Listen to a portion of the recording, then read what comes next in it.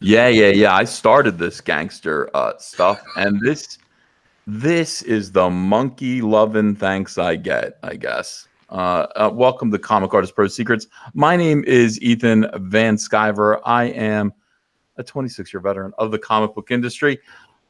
World's most charming, elegant, eloquent, and yet somewhat congested man. Great big Star Wars fan. I'm here with Antonio Bryce. Hello, Antonio Bryce. How are you? What's going on, Play? How you doing?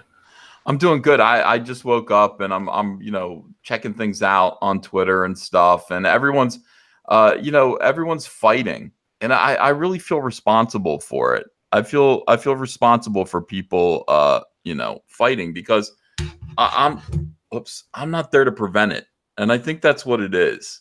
I need to be there to bring peace to Twitter, Antonio. But we talked about this, Ethan. You don't want to be responsible for what all these other people are doing.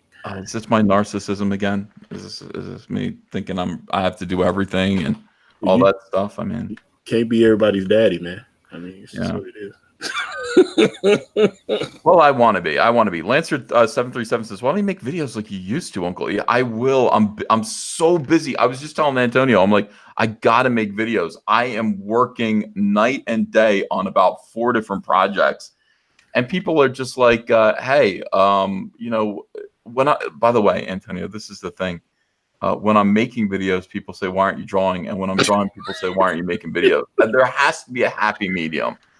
There really does. I mean, ultimately, I talked to Andrea about this though, and I like today, and I said, listen, I need to get on a regimen again, and you need to actually. I mean, you don't have to, but it'd be nice if you supported the enforcement of me doing 2 or 3 videos per day. And I mean, they only take 20 minutes to 30 minutes to make. I just find a news article. I discuss it. I keep my audience informed about pop culture, what's going on with Star Wars, comment, make jokes, have fun. People really like that stuff when they drive to work, and that's kind of what it is. Occasionally you stumble across something that people like, a topic that people really, really love to hear you, yammer on and on about. But for the most part, whatever it is that you're doing, whatever, if I'm putting together a Lego set, reviewing a toy, cutting a toy in half, or just talking about the state of Star Wars, people need it. And it's important that I remain connected with the audience. And Andrea said, yeah, I agree. So Andrea used to be like, hey, did you make your video today? Like, she used to remind me. And ever since we moved into the house, we're all, distracted. We're all doing stuff. And it's like putting the house together and trying to, get our new life together. Has taken all of our time, and at the same time, Cyberfrog, is hard work. By the way, the trading cards, the 2 bonus trading cards, I got the bill for them. I had a choice. They said to me, and I'll tell you what they cost. And I'm never doing this again, Antonio. Oh no. Yeah, because they said to me, they said, hey, all right, so it's 2 trading cards. And, Doug Tenaple had his packed up in the nice foil packing, And I said, well, I think that's what I want. And they said, you want it in foil with like printed? And I said, yeah. And they said, well, you could just get it in cellophane, clear. And I said, no, I want it foil. I want to be with, have what Doug Tenaple had. How many do you want?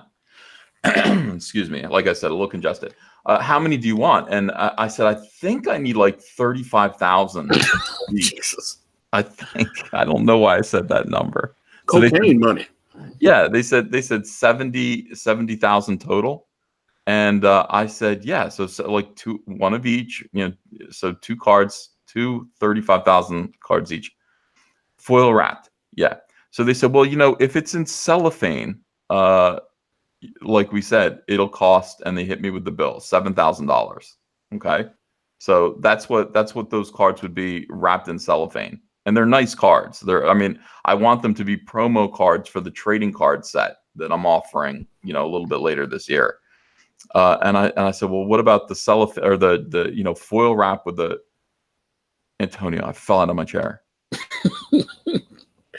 That's why I was like, I don't understand how Doug was able to make money with all of it. Because I mean, he had so many bells and whistles on Bigfoot Bill that Yeah. it was crazy. And then, like, even the little patch, and he had told me, he was like, hey, I can put you in touch with the person that did my patch. You can do a brand patch. And I was like, he was telling me how much some things cost. I was like, oh, hell no, I can't do that. Not on Yeah, your well, level yet. for what I want these cards to be, twice as much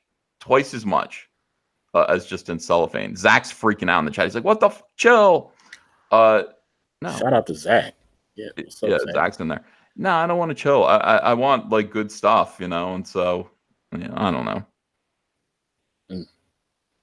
Well, I mean, you know, and the thing about it is that really these should be promo cards. They should be like, this is what the good, like, here comes the bigger trading card set. This is what they're going to look like. So they serve as, it's like, yeah, they're a nice free gift. And honestly, you know, it's like they're so expensive compared to, you know, what I think that the point that we reached, you know, the stretch goal that we reached in order to achieve the trading card set. So expensive, but I think you know, it'll help sell. It should help sell the bigger trading card set. Don't you think, or wrong? I suspect there will be some small interest in the upcoming trading card set. Just a little bit, I suspect. Yeah, I hope so. Well, I hope so. So we want to. So that's what it is. So it's a bonus gift, and then like you know for people who got involved with the Indiegogo campaign, and for those people who you know who are looking at this and go, hey, I want you know I'm going to get the trading card set as well. I mean, this will be an incentive. It's like this is how nice the cards will look. And Zach can say chill all you want. I raised a lot of money. I mean, I've got a lot of money sitting in my bank account ready to spend on this. And, you know, I honestly, I don't see why I should skimp. And, you know, I also have advisors saying, we're trying to save you as much money as possible. And it's just like, you know, yeah, I want to save money too. I want to have more of a profit on this. But at the same time, like, I really want when people get their packages, when people get their Cyberfrog books and all the bells and whistles, they should be like, wow, this is shiny. They should be like, wow, this is shiny and exciting, and we're gonna do it again. So yeah, we're gonna spend the money that you know we have allotted to do this project and make it as good as possible. So I said no, let's do it. Let's do the foil wrap. Well, like, yeah, just don't spin yourself into the poorhouse with that. Because I was like, man, it's like I said, when I got all Doug's stuff, I was thrilled. But at the same point in time, when I was researching and seeing how much, like, when he sent the cards and they had the foil wrap on, I was like, oh my god. Yeah. I mean, he now that I know what they cost, but you know, I'm ordering way more than I don't know if me ordering more of them than Doug had to, is, you know, We'll get you a better price. yeah, because I mean, I'm asking for a lot of them. I'm gonna have. I mean, I don't know. Maybe 35,000 is too many. I'm not really positive about that, but I mean, I can carry them over, you know, and I can probably use them again. Like those trading cards, they're just a stretch goal. You know, they're not exclusive. They're just kind of a stretch goal. So I can offer them again if I overprint them in another campaign, or I can offer them again as an extra bonus tier for the trading card set. You know, I can say, hey, if we get to this level, you're going to get, you know, this 2-pack of cards in case you missed out. Liam Gray says more cards over better wrap. No, just 2 cards. You know, 2 cards. James Dean Anderson, thanks for $2. Ethan, let me know which logo version you want. The one that was James Dean Anderson did the all caps comics logo, and it's going to appear on the corner of Cyberfrog. So I hit them up for that. They need it. They're putting the book is now being put together, and it's about to be sent to the printers. So I was like, I need that transparency. The one that was I don't even know, the one that was used on my Facebook, which kind of ended up on my Indiegogo page. I took my Facebook down, and then the all caps comics logo came down too, because my Indiegogo was connected to my Facebook. So I got to go back in there and put that Indiegogo or the, you know, all caps comics logo back. You had like 3 Facebooks though, so I was like, I know I'm friends with you on one of your Facebooks. I don't need 3. The reason why I had 3 was because I had one and it had 5,000. You know, it had a maximum number of friends on it, And then, because I was so controversial all the time, it got taken down like for like a month. Like they put you on punishment. It's just like Twitter. So I just went, okay, I'll just build a new one. So I had a new Facebook that I built up, and built that one to 5,000 friends too. And then when the other one came back, now I had 2 Facebook pages. And so I'd say one was kind of professional, one was personal. And then I built another one to spy on people that had blocked me. And that one is still up. But I mean, I don't use it, that's it. That was my burner account, my burner Facebook page. So I don't know. Facebook is so useless. It's just like, it's so personal. Like my family was on there. My family was on there, and so they're pictures of my kids and stuff. It's not something that works when you are, in my position. It's not a great idea. It's not a great idea to leave these psychos with all this access to personal information. So I took it down, and because I took it down, my logo came off. People were panicking. Why is your logo off of your Indiegogo page? That's why, because it only came from my Facebook. So I'll figure out a way to put it right back up, and that shouldn't be a problem. But today was something I really look at. People are still saying I would rather have more cards in the cheaper wrapping than 2 cards in the foil wrapping, says Asuka. Yeah, I know. But I mean, here's the thing. I only promised 2 cards, and you're going to get them. You're going to get the 2 cards that I promised, but you're just going to get them, and they're going to be beautiful. They're going to be absolutely beautiful. You're going to be happy about them. There will be more trading cards in the trading card set. And by the way, sketch cards. This is the thing. I've got to actually do this week as well, because I've got all of the sketch cards printed up for Comics Gators. So, right now, the current thing that I'm doing, Antonio, I don't know if you know about this. While Cyberfrog is being printed, I've got this going on, Cyberfrog and Vampirella exclusive variant cover. So what I'm doing is, in between, I can't launch another whole book until people have, Cyberfrog Blood Honey in their hands. But I can do merchandise in between. So merchandise is easy. It doesn't, it's people producing it other than me. So, it's easier to produce these kind of these Indiegogo campaigns when I'm not physically drawing them with my hands and everything. It's other people, putting these things together for me. And Cyberfrog Vampirella, the exclusive variant cover, is the first thing that I'm doing. It's running right now. It is just I gotta show you this, Antonio. I'm pretty happy about this. This was the black and white artwork that I turned in for it. Right here. It's just line work. And then I sent it over to Kyle Ritter, and look what he did to it, dude. Look at it. No, Kyle is brilliant. I was just, oh man. Look at the beautiful honey, the red, but look at the shadow on the honey over here and the light. It looks like it's just so nice. And I saw this and was like super happy with it. People are saying release it as a poster. I will. It's also going to be a statue. I bet somebody's going to make this into a statue, which is going to be crazy. All 3 of these characters, and so I kind of designed the cover so that it would be a statue eventually. You can see Cyberfrog's toes are touching the ground here, but look at this long leg that is kind of, So all of these, this is going to look really nice on your desk, and I would love this to just be amber. Can you imagine if it was like translucent amber everywhere? And they're standing on it. So pretty excited about it. So this cover is the first time Comicsgate characters have interacted in a published way with mainstream comic book characters, or a mainstream comic book character, Vampirella. So this is pretty exciting. It's groundbreaking. This is a collectible. It's my cover artwork on the first issue of Dynamite Comics, Vampirella versus the Reanimator. Do you remember the Reanimator in the 80s? Yes. Yeah, I mean, that's so there's this entire book written by Cullen Bunn, drawn by Blackie Shepherd, and it is it's really cool. Ordinarily it had a cover by this guy who looks like, the guy draws just like Dave Finch. I saw the cover, I was like, is that Dave Finch?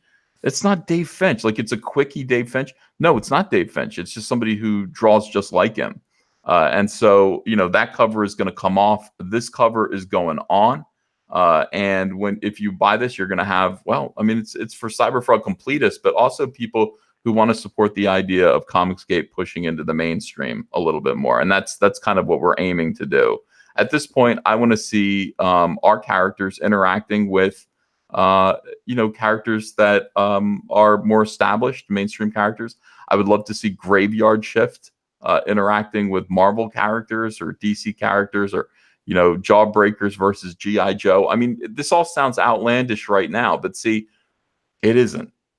It is entirely possible, and it's entirely dependent on the success that we find with our own audiences. So this is the start. I'm going to be accepting the slings and arrows for doing stuff like this, because the SJWs are freaking out over the fact that Dynamite is willing to do business with me. They think they pushed me out of the mainstream. They haven't. There ain't one damn company that will not work with me. Well, I mean, Ethan, you did get fired from DC. Everyone has heard Oh, that. yes. Fired from DC Comics. That makes complete sense. Listen, everyone. Here's the reality of the situation that SJWs don't understand. They're not capitalists, but every other business is. And sometimes there are weirdo agents within businesses that make deliberately poor decisions because they're SJWs.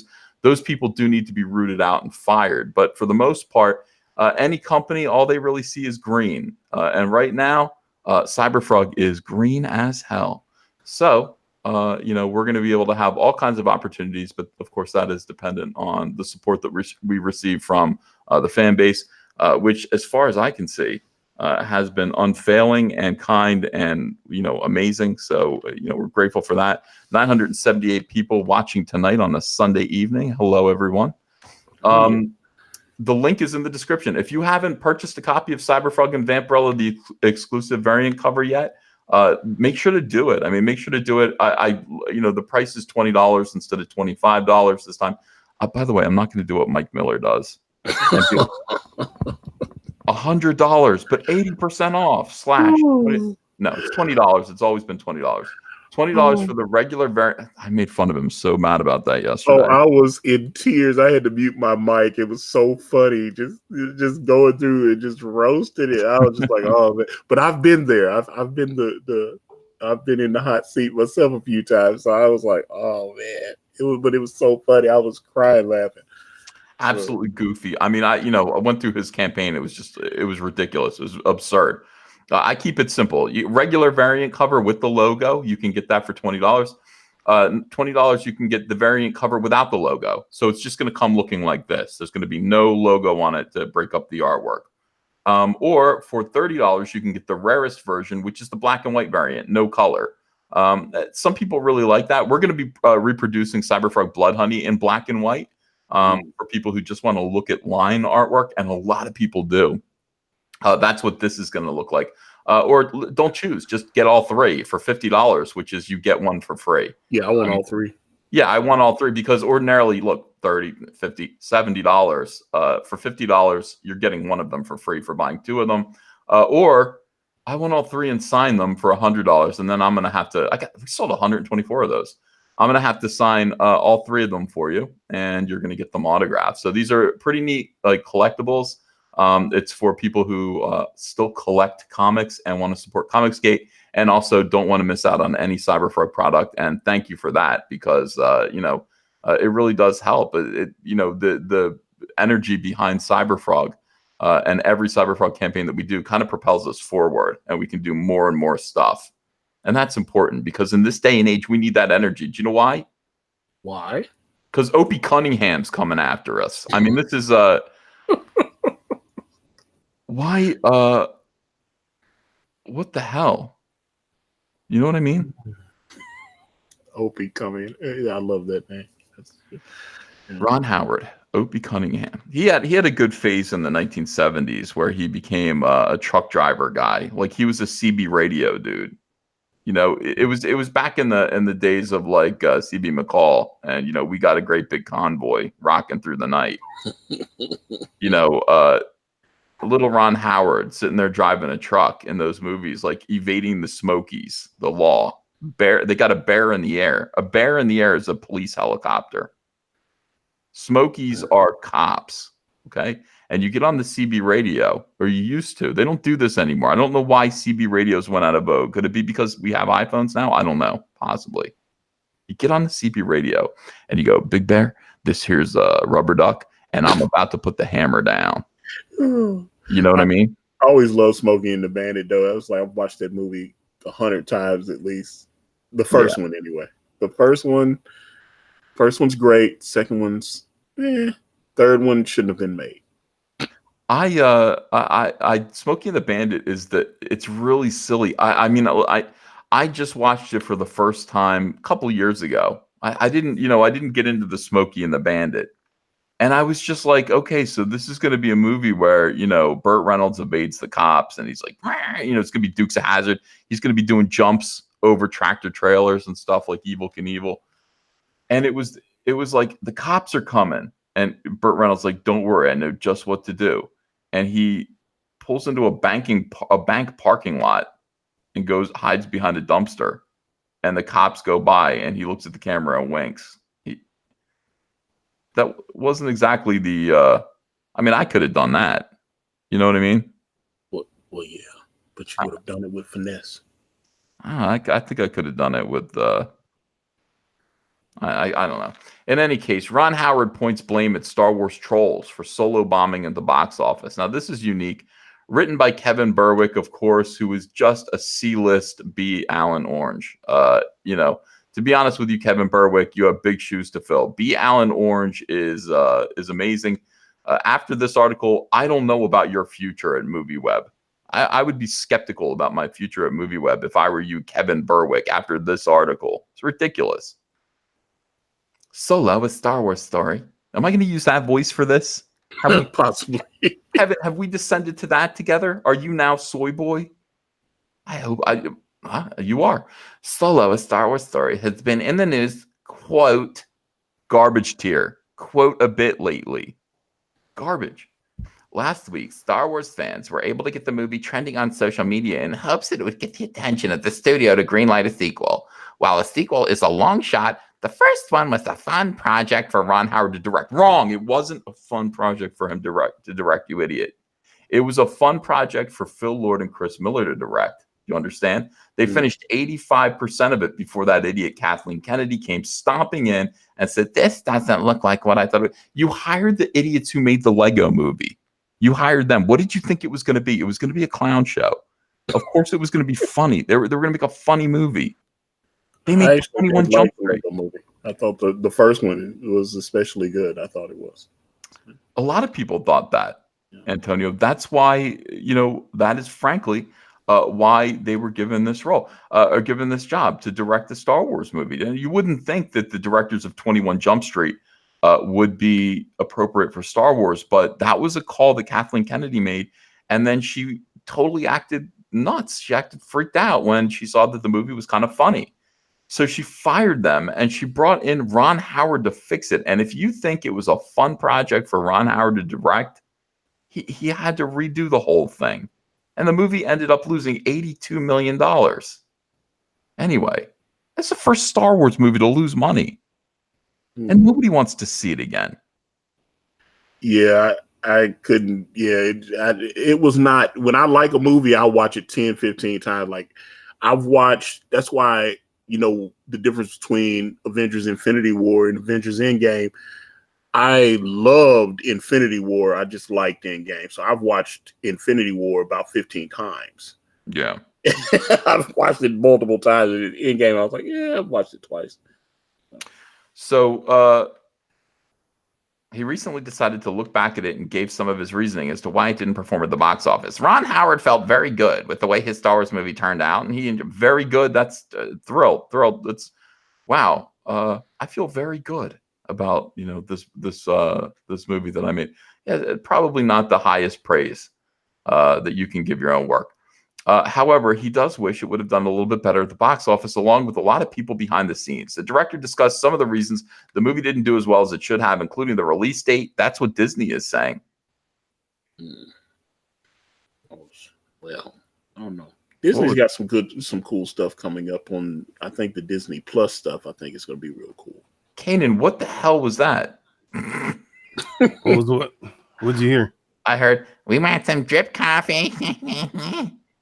That freaked me out. What was that? Was that you? Nah, I don't know. But you may have heard your the echo because I had it turned up. So yeah, that's probably what you heard. Yeah, boomer stream. There you go. Don't worry, Yeah, we'll get things back. It's good to see you, Kanan. Likewise. We're talking about Opie Howard coming after me, Opie Cunningham, and others like me for the failure of Solo, a Soy War story. All right, so the director discussed some of the reasons the movie didn't do as well as it should have. Release date elements possibly being too nostalgic, bullshit. Last Jedi backlash, yes, and more. But when it comes down to it, Howard believes some negativity was to blame for some of the low box office numbers. He explains that whatever millions Solo made worldwide, those were to the core fans, but it didn't hit that zeitgeist point for whatever reason. Timing, young Han Solo, pushback from the previous movie, which I kept hearing was maybe something, and some trolling, definitely some trolling, some actually aggressive. It was pretty interesting. Not so much, a little bit the Twitter feed, yes, but was especially noticeable prior to the release of the movie. Several of the algorithms, whether it was Metacritic or Rotten Tomatoes, there was an inordinate push down on the want to see and on the fan voting. And when you look at it, it's like 3, 4, 5, or whatever the rating is. I forget what the rating is on Rotten Tomatoes, whether it's a scale of 1 to 5 or 1 to 10, but pretty high, and then a series of zeros or 0.5s or 1s. The Star Wars franchise and the Marvel Cinematic Universe. Was that a good performance or not? I can live with it. Okay. So can I.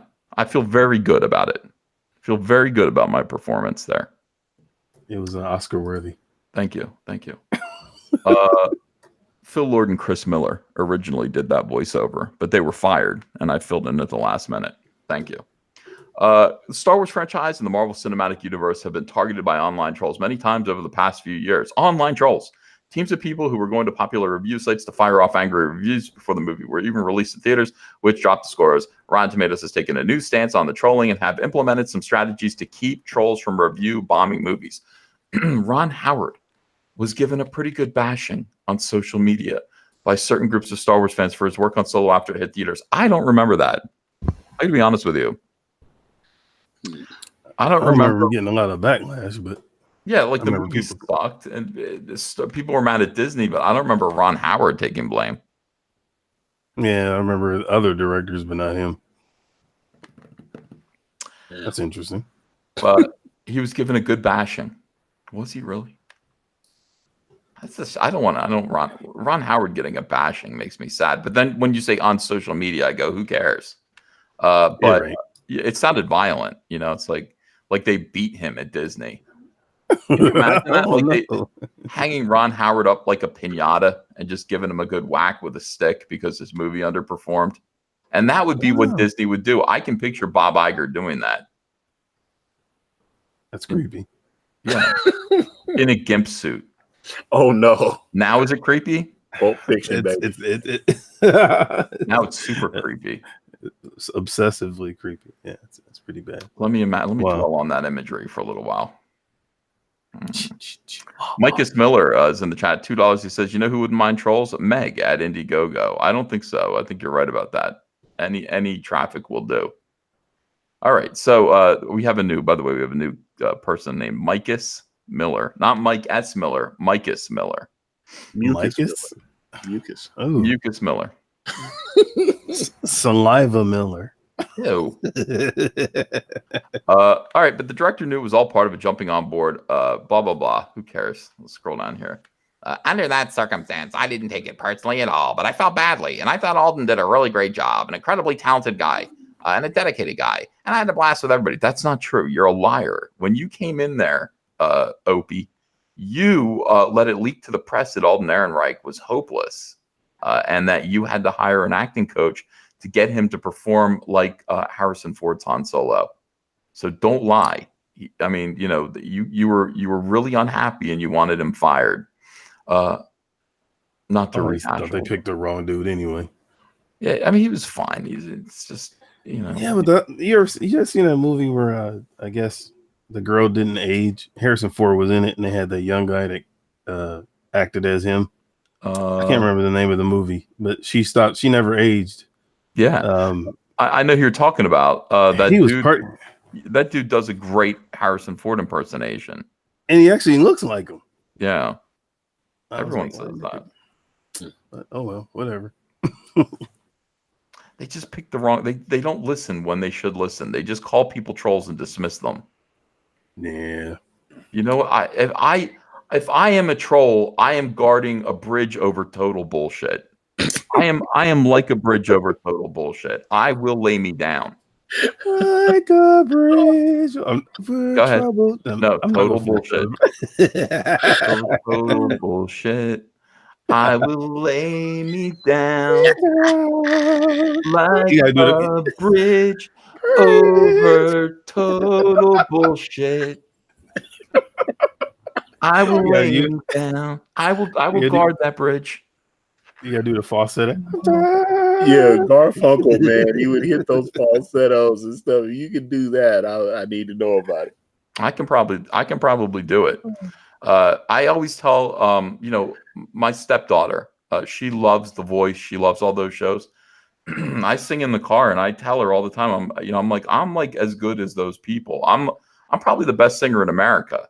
And she doesn't deny it, in so many words. So I have a small crush on Kelly Clarkson. I love watching her on The Voice, and I sometimes think that we will sit down and eat massive tons of cheeseburgers together. I don't know why that's my fantasy, but that's what it is. That's my fantasy too. That's creepy on both of you all. There's nothing creepy about wanting to eat cheeseburgers with a beautiful woman. Yes. Not at all. Totally normal. She owns her. She's got a few roles and she owns it, and I like that. She's talked about they tried to make her lose weight, and then she just said to hell with it, and just went with it. Embrace the fat, Kelly. Embrace it. That's what I've done. And I've embraced the bald. No problem. I think we've all in some aspect embraced the bald and fat. Yeah. So yeah. I was going to turn on the camera, and I was like, I'm not wearing a hat. I'm just going to turn on the camera. And then I went, no, I'm not. I looked at myself. I went, no. We'll be an avatar tonight. Oh, no. I love Jesus Perez in the chat. Comic artist food secrets. I love that. Need a new logo. The secret to food is to eat it. That's it. That's all it is. I agree. I was good today, though. Andrea said, "Do you want me to make you a chicken wrap?" And I said, "No, thank you. I did not eat. I didn't eat very much. She was going to make me a grilled chicken wrap, and I said no. And now that she's asleep, I'm having some regrets. Get what you really want, Well, you know what I did? The other 2 nights ago, I went to Wendy's at midnight. Yes. And she saw the Wendy's bag. She said, what is the matter with you? And I said, I just got a chicken sandwich. And she said, Wendy's at midnight? I was like, but I'm on a backwards schedule. It's like, I'm not doing that ever again. I'm never going to Wendy's at midnight again, because she said, what the hell is the matter with you? I'll tell you what's the matter with me. I'm hungry at midnight down here trying to draw Cyberfrog stuff. Oh no, they had a deal. Wendy's was flooded around here the other day. They had a little special where they had their chicken nuggets on sale. You could get like 50 for $10. It was insane. Oh my god! I was in a McDonald's in Santa Fe once, and they had hey, it's the 1950s. We're selling cheeseburgers for 15 cents. Oh. Now, what is that? What are you going to just buy 2? When they're 15 cents? No. You hoard them. Hoard them. Right. Yeah, but I always think when they go that low that it's like Buffy the Vampire Slayer, or there's horse meat. So where, I don't know if you saw that Buffy the Vampire Slayer where they were grinding humans and stuff into the meat. I don't want if it's human meat, I don't want it. Yeah, so it's called chicken-esque. Horse meat's okay. If it's horse meat, but I can't tell the difference, and just don't tell me. You know what I mean? Just chicken-esque. Chicken meat. Yeah. First, Andrea went after your Kit Kats. Now she's going after your chicken sandwiches. John Mellon, where is the line? When is it going to stop? It's an outrage. Man, I feel for you. Welcome, John Mellon. All right, let me get through this article because we got to move on. People are saying, hey, where's the quartering content? Oh, we're going to get to it. The quartering got into some trouble today on Twitter. I'm sure he's listening right now. All right, so I thought Alden did a really great job and an incredibly talented guy. By the way, when you're doing your Ron Howard impersonation, I always think of like a Sesame Street puppet that's flapping its head. Just like that's the way he talks. An incredibly talented guy and a dedicated guy. And I had a blast with everybody. And look, a year later, it's kind of interesting. You wouldn't think you'd participate in a Star Wars project and have it be a cult movie. It's a cult movie. It's a Star Wars movie. It's a cult movie. What a jackass. But I can already tell those who have an affection for it are pretty adamant in their feelings, and that's nice. Solo has already been looked at in a more positive light since its release years ago. Star Wars fans are starting to come around to it. Does that mean Solo 2 is on the way? Probably not, especially when you have a contingent of YouTubers like Comic Artists Pro Secrets. Wow. Hey, Disney. See what he did there? You're welcome. Okay, you're welcome. If I am the reason, if people like me, Jeremy from Geeks and Gamers, and many others continuing to fill the pockets of the fan base with old seawater, what the hell does that mean? I wouldn't do that. You're welcome. Old seawater? That's interesting. I'm here to save everybody but myself money. You know, when it comes to Disney, I am here to say, Disney, you don't have to do Solo 2. You don't have to do Solo 2. Solo 1 lost you $82 million. Don't do it. And then when it comes to me, I'm like, they're like, Ethan, you can spend either $7,000 on these trading cards or $13,000 on these trading cards for your fans. What are you going to do? And I'm going to say $13,000. My fans are worth it. My fans are worth it. They've given me so much. That's the difference between the way I treat myself and the way I treat others. Disney, I'm here for you. You don't have to do Solo 2. And this article here by Kevin Berwick is pointing out that I deserve your thanks. And I will accept a thank you from you, Bob Iger. The reason why Solo 2 is never going to be on its way is because of me. Mm-hmm. That's clearly what it says here. Hands down. Yeah. What does this actually mean? Dragging them down every chance they get, continuing to shine a spotlight on the less savory aspects of Lucasfilm and what they're currently doing with this franchise. Hell yes. God damn, this article is great. Thank you, Kevin. I wish they'd stop pointing out all the crap that we do. Stop criticizing us. So, yeah, stop it. Stop criticizing me. Kevin Berwick, you troll. Kevin Berwick is trolling Comic Artist Pro Secrets. All he's doing is making it difficult for me to do another video about Solo because of his criticism.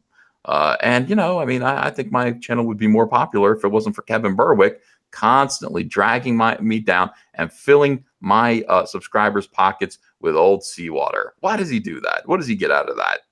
Stop continuing to shine a spotlight on the less savory aspects of Comic Artist Pro Secrets, like Mike S. Miller's guest appearances. Stop it.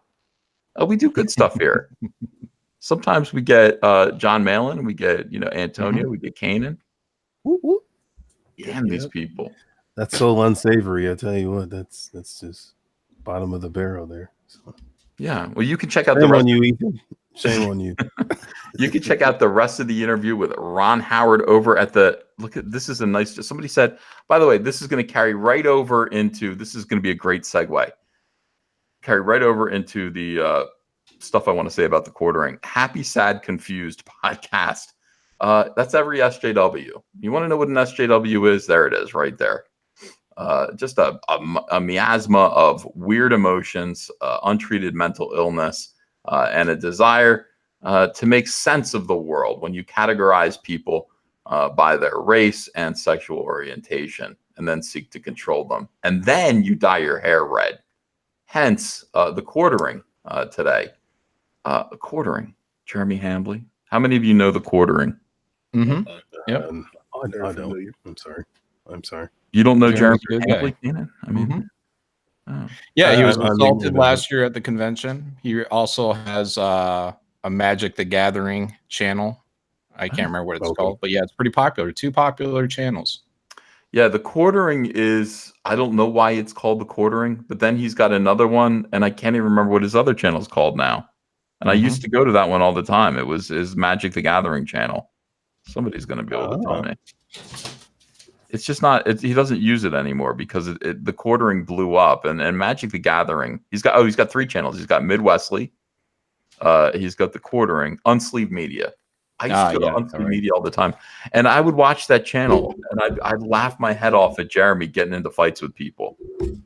He just and then it was all about Magic the Gathering and the SJWs who had invaded the Magic the Gathering community.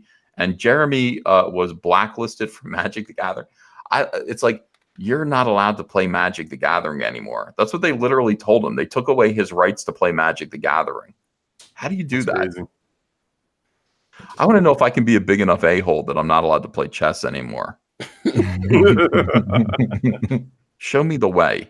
That's what I want to do. I want to have that under my belt. Jeremy's got a lot of credits to his name.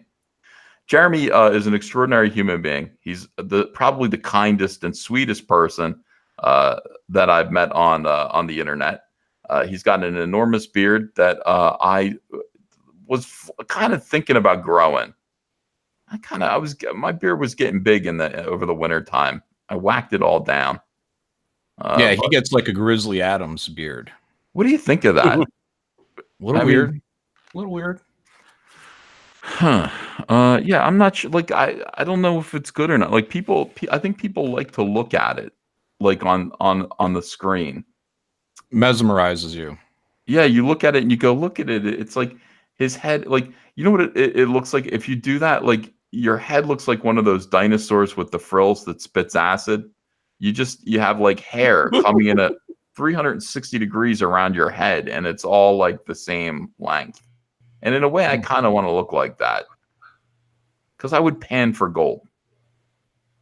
I'm watching Deadwood again. The Deadwood movie was pretty good. I watched it. It was great. Yeah. You didn't like it? It was just an episode. I'm not going to pretend it was the movie.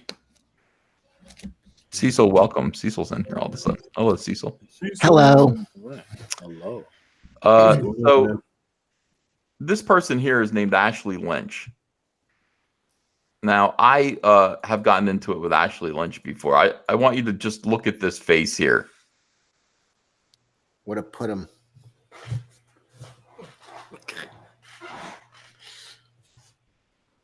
Just take a long moment. Is that a guy? No. No, absolutely not. It is a woman. That's a woman? Yeah. Okay. Yeah. He's a handsome woman. Okay, yeah. I thought it was a dude, man. Everybody's so confused now. Now, this woman, and the reason why I jumped to say, no, that's a woman, okay, is because this woman did not extend to me the same courtesy that I just extended to her. Oh, right. Okay. She's trans. Okay. No. Oh, she's not trans. Wrong. That's a woman. Okay. Born a woman. Okay. Not that I'm born a girl. Right. If you're trans, you're a woman. That's fine. Born a woman. Okay. Born a woman. Physically and everything. Okay. I was born an army, a one-man army. Now, I was brave enough just recently to come out. Mm-hmm. It takes a lot of courage. Yeah, I had to tell Andrea. I said, Andrea, I want you to know I've always felt like I was more than just one man. I am an army. I am Army Ken. I identify as they, them. Okay. And a lot of people, by the way, when you do that, when you're brave enough to do that and announce that you are gender fluid, when you announce you're gender fluid, you fling your gender fluid like I did all over the internet. Mm-hmm. People, some people are supportive, but other people are not supportive. It's like they don't believe you. Yeah, they don't. Right. They, like, this person's going to tell me, no, there are only 2 genders. Mm-hmm. Wrong. There are at least 3 because I am Army Ken. You could say there are other, there might be other genders. I'm not going to argue about it. I respect everyone. This person does not respect everyone, does not respect me. And so they misgendered me. Did this happen during Pride Month? That's even worse. I was waving my rainbow flag when this happened. Welcome, I bet Anna. Anna could give her some advice on her hair. Oh. There's this saying that goes around, when a woman is going through her red hair phase, just leave her alone. Brush it 1,000 times. That's called aposematism. When a woman is going through her red hair phase, leave her alone. That is a signal to the animal kingdom. We've already discussed this. Animals, brightly colored animals, are sending a signal to other animals that they are poisonous, and you need to stay the hell away from them. And that's kind of what's going on here. She's letting people know, and people like her are letting other people know that they are poisonous, and you need to. Now, if you saw this person asking you for your change, for her change, at a grocery store, if you saw this, you would walk away from this person. You'd be like, oh, what? And you would not engage with this person. And I want you to think about the difference between social media and reality. If you saw this person, you would not engage with this person socially, unless you were also one of these people. Now, most people know that. Most people know that instinctively. I am not going. This person is looking at me like this. Look at this little smirk and the red hair and the big thick glasses. You see the combination of these three things: smirk, not showing teeth. You know, when I smile, it's glorious. You know, when I smile, I'm like, there's something like warm about my smile, because you can tell that I mean it like with love. When I smile, you can see my teeth. I smile big and bright, and I'm like, hey, everyone, welcome to Comic Artist Pro Secrets. I'm your friend. You can call me Uncle Ethan if you want to, but I insist most of you call me Caesar and Neil. It's friendly. You know, I mean, most people think of me as friendly, and humble, sure. She's trying so hard to smile, she squeezed the blood out of her lips. She's not wearing makeup. Let's just put it that way. But yeah, there's no upper lip. There's a little bit of a lower lip, and you can see the blood is missing from here. That's right. It's a tight smile. And the thing is, when you see the combination of these things, all right, when you see thick glasses, they call that pursing lips. Thick glasses. She's trying to do the smirk. Brightly colored hair, and Anna, you are 100% right. The smirk. Okay? The smirk. This is not a smile. This is a, hey, I'm going to fuck with you. This is a, things aren't going quite right up here or down here in my heart. And it's coming out here as I look up at you like Private Pile from Full Metal Jacket. She looks like her hair is thinning and she's combing it over. It's a strange thing. Like, you would think it's a wig, but it's not a wig. You know, Renfamous wears a wig. It's a blue wig. People go, why did you dye your hair blue? And she goes, I fooled you. It's not. It's a wig, dummy. This is real. This is her hair. All right. So Jeremy got into a fight with this person today. A fist fight? Did he win? These are important questions regarding Jeremy. Did he win? Well, I mean, I think Jeremy won in a way. This person posted this video, and it's a clip of a video, and it says, reminder, Jesse. Jesse's I love watching Jesse. Look, how can you not watch this? This is not sped up, by the way. This is real time. Hold on, let's rewind this a second. This is why I love Jesse. Okay. I want you to watch this, and I want you to realize this is not sped up 200%. This is why Jesse has a growing YouTube channel that people love to watch. Jesse Milestone of Mindless Entertainment. Okay. Here's what it looks like when she talks. Just forget about the audio. It doesn't matter. Audio doesn't matter. Look at that. That's intense. Great. I love Jesse. I like her Trump hairdo. Oh, yes. And she always does that. She flips it over. All right, there we have Jeremy driving around, Geeks and Gamers. What is he doing with the filter here? What is this? And then here we have Jeremy Hambley, the great Jeremy Hambley. As you can see, it's a lot of beard. You know, it's looking good. Yeah, no, this looks like it's more of a recent thing. Yeah, it is, because it's Captain Marvel's horrible deleted scene. I think I made a video about this too. Brie Larson is a villain. That was one of the worst. I hate, excuse my language, Anna. You know, not you, Cecil, though. I'll curse like a sailor in front of you. You know that. Fine. We do a lot of things like sailors together, don't we? Sure do. A couple of seamen. Oh boy. All right. Now, I fucking hated that deleted scene. All right, I hated it. And so he did a video about it. I did it too. This whole clip here, all right, is basically saying that these people, and in every one of these clips, for some reason, like, and it is absolutely true. When you're doing videos about Captain Marvel and Brie Larson, the algorithm is insane. I mean, it is insane. I made a video about Captain Marvel and making fun of Brie Larson. I've made a few. I think I made probably like 20 or 30 over the course of time, because it's always in the news. It's not just these people that are doing this. It's not just Jeremy Hambley. It's not just Jesse. It's not just me. It's everybody, because when you wake up in the morning and your job is to have a YouTube channel that covers pop culture media, pop culture news, you look at what people are talking about, and people are talking about Brie Larson. People are writing articles about Brie Larson. CBR is writing articles. Newsarama is writing articles. IGN. You know, all of these big companies, all these big shill media organizations and outlets that most people think of it as overrun by SJWs and left wing are writing these articles. And basically what we do, and Anna, you do this too every single day, is we look at the articles and we react to them. Okay. So, you know, it's not like we're going, what's out there? I'm not, you know, I'm a respected member of the media, but I ain't no journalist. You know, I'm not going out there and with a microphone trying to uncover the truth. I'm just going, what the hell are these weirdos talking about? Today they're talking about Captain Marvel or Brie Larson doing this or that. Yeah, I'll dunk on that. I'll talk about that for a little while. Make people laugh on their way to work. Now, Ashley Lynch here is a genius. Her name is Ashley Lynch. By the way, she did misgender me. Anna. What did she call you? She called me, hey. She, oh my God. Disgusting.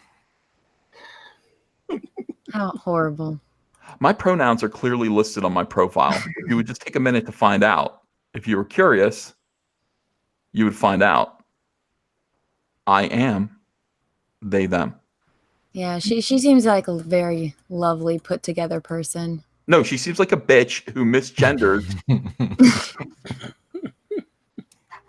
non-binary creators, creative people like me. She's probably watching you with all these screens she has, Ethan. Good. She should. And you know, and take what I'm saying to heart. Stop misgendering non-binary people, you bitch. Simple as that. Simple as that. Yeah. I banged a chick that looks just like her. That's crazy. What the hell? What the?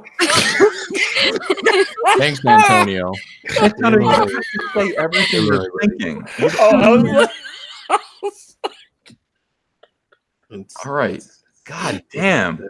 Tell you. Oh my goodness. I'm like, Antonio, here's the thing about me. Okay. I know you know this because you've been on my show so many times. I am on a rail. You know what I mean? Like I have a direction that I go on. I go on this rail. And then you come in and derail me when you say something like that. I go, wait a second, what? Like, that's the opposite of where I was going. The idea of, okay, all right. We're not talking about sex here. We're talking about... And somebody said in the chat, A-Dub says, you don't brag about that. And he said it in all caps. And I want you to take that to heart as well. Repent. Repent. Repent. So Ashley Lynch misgendered me, and she got banned from Twitter. Okay. Now, Timmy Doyle, Nakatomi Tim, who, as it turns out, is 5'2", lengthwise, you know, across, and 5'2", I think, height-wise as well. Took a great picture of him at this convention this weekend, Cecil. Did you see it? I did. Back to Antonio's story, though. Wait, what? Was her husband in the room? Oh, All right. I turned that down, Cecil. That didn't happen for me. So. Okay, And we're not talking about her, by the way. Just to make it clear, this will get clipped. This is not Ashley. This is a girl who looks like Ashley. So right. No, okay. Right. I'm guessing Ashley's not married. No, well, I don't know. I have no preconceptions about that. Just about her being an SJW. I took a guess. So so anyway, she got booted from Twitter. Booted from Twitter for misgendering me. This is somebody who should know better. Finally. Now, Timmy Doyle said to her, please don't misgender. Not in so many words. He said, please don't misgender Ethan Van Sciver again. You'll get booted from Twitter. And we need your voice, he said. We need your voice. All right. You don't tell an SJW like that because they don't shut up. We don't need your voice that much, to be honest with you. We don't need it. Hush.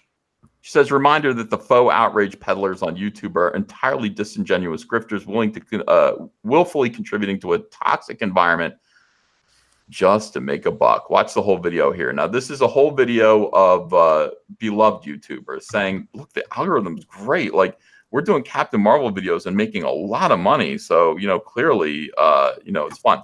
Now, I did a Captain Marvel video, and I don't know how many you did. I did a few. They did pretty good, but one of them in particular took off. And I was like, oh my gosh, like it got 500,000 views. And that adds up to a pretty significant amount of money. Especially when you have over 100,000 subscribers. So I could see the temptation to go back to that well 3 or 4 times a day and just do nothing but make Captain Marvel videos.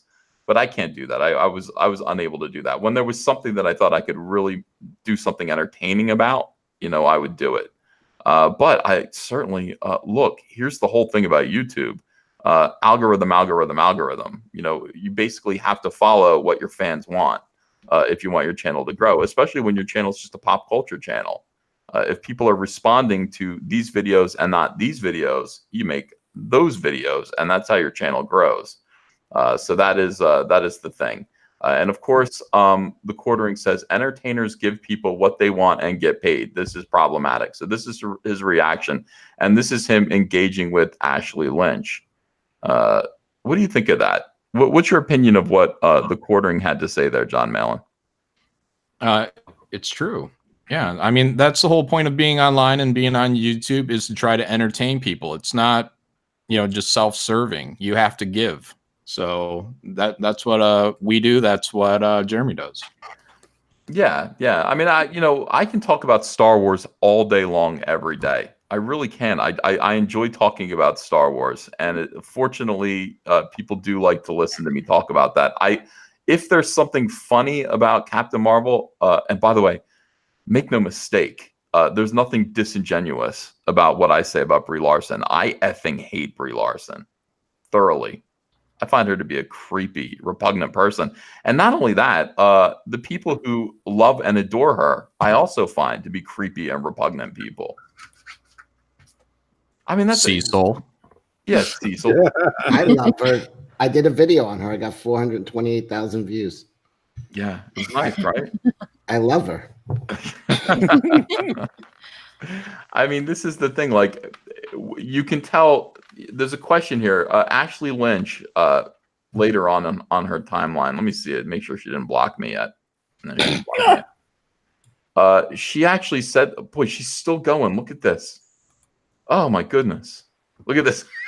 This guy's like, I bought Chick-fil-A." All right, hold on a second. I love that. No, she's actually got Sargon of Akkad here. Sargon of Akkad is inarguably the person who profited the most off of pushing SJW as a boogeyman, and he couldn't even define what an SJW is. Oh my God, how horrible. Look at Des Tiny. They call him Destiny, but he's Des Tiny because he's like 4 feet tall. SJW here. What is an SJW? And Sargon of Akkad cannot define it. I can define it. I define it every single day. What is an SJW? An SJW, first of all, makes themselves known because they let you know that they really adore Brie Larson. They love Brie Larson. And they hate everyone. They call everyone who doesn't like Brie Larson a man baby. But let me try, as I responded to her, an SJW is usually mentally ill. And let me let me add to this, Anna. Hmm. Untreated mental illness. Okay. Now, it's one thing to be mentally ill. That's not something that somebody can help. But it's another thing to go untreated in your mental illness and then to take that out on other people. Untreated, mentally ill, extreme left-wing political activist who uses intimidation and coercion tactics to enforce social change. Okay. Using social media guided by an imagined victimhood hierarchy of identity politics. They have danger colored hair and smell bad. They should just use that as the definition, put it in the dictionary. Yeah. I mean, you can argue with the rest of this, but the danger colored hair and smell bad. Fact. Inarguable. What do you think of my definition? What I leave out, John? Because you know SJW is better than anyone. No, I think you pretty much got it. Yeah, identity politics. They are of the extreme left wing, usually radicals, associating with radicals like BAM and Antifa. Mm-hmm. Yeah, borderline terrorists themselves, social terrorists. And they're very, very sensitive. I don't know if they're sensitive. I think they're that's sensitive to anything you say. They freak out over everything. I would consider that sensitive. Yeah, I think that they're. Here's the thing, Anna. I don't want you to ever think that there's anything genuine about these people. So when they're freaking out, it's just because they're pretending to. They're pointing and shrieking. They're not freaking out because you've actually done anything that bothers them. Have you seen Invasion of the Body Snatchers? No. Okay, you should see Invasion of the Body Snatchers because either one, you can see the one from the 1950s or the one from the 1970s. But the one from the 1970s is really, really good. Yeah, Donald Sutherland. Great. Donald Sutherland. Mm-hmm. So, Anna, in Invasion of the Body Snatchers, which was kind of a metaphor in the 1950s for communism. Okay, it's like people were afraid in the. Yeah, I've seen this. Oh, okay. So Spock was in it. Of course, you saw it. Yeah. I've seen this. In the 1950s, people weren't sure what communism was necessarily. Not everyone. So Hollywood, which at the time, for the most part, had a vested interest in teaching people to avoid communism. Believe it or not, to be afraid of it. Communism represented the this kind of thing that would take over you. It would sort of you would suddenly become a communist. It would take over your brain because there were rumors that there were brainwashing experiments that would change good Americans into something else, something foreign and weird. And communists represented the people. In the 1950s, after World War II, after the Great Depression, when people had nothing and fought for everything they had, the 1950s was a prosperous time when people were buying homes and raising families. The communists represented the guy who wanted to take all that away from you. When you wanted to keep what you had, finally, the communist was somebody who wanted to communize everything and take it away from you. So you had no private property, nothing like that. And that's what people were afraid of, and they were afraid of their neighbors falling to this ideology. So a movie like Invasion of the Body Snatchers was a metaphor for this fear, where your neighbor is replaced by a drone suddenly, who's looks exactly the same, but is completely different inside. He's a drone. He's part of a collective. In the 1970s, it was the remake was even better because these things would identify you. Your neighbors would suddenly realize that you have not been collectivized yet. And so they would sit there, creepily point at you and shriek like that to alert others that you were still human and had not quite become an SJW yet. So when they do that, I don't want you to think that you're ever offending an SJW. They're not real people. And I say that all the time. People go, "What do you mean?" They're not real people because they don't behave like real people. They're drones. And when they pretend to be upset with anything that you said, they're just pointing and shrieking. They're not actually upset. They're just warning off other people from opposing their narrative. And they're going to use you to demonstrate why it would be unwise for anyone else to do it. That was a long speech. Sorry, Anna. Very informative, though. Very thorough. Yeah. I mean, look, here's the thing. I'm here to educate and entertain. I mean, somebody like Ashley Lynch here thinks that I'm just here to buy Chick-fil-A and make a little money here from the algorithm. That's not correct. I'm actually here to fight. This is a disingenuous argument that she is making here when she says, hey, people don't know what SJWs are. I do know what SJWs are. They are a thing, and Ashley Lynch is one. And this idea, this kind of gaslighting idea that it's like people don't even know what they are. They're boogeymen. No, we know what SJWs are. We deal with them every day, and we see the end results of what they do in our pop culture entertainment, and we don't like it. We actually do have to oppose and fight these people. Yeah, Chick-fil-A is great audio, Melon. You're right. It is good. It's not open on Sunday, though. Yep.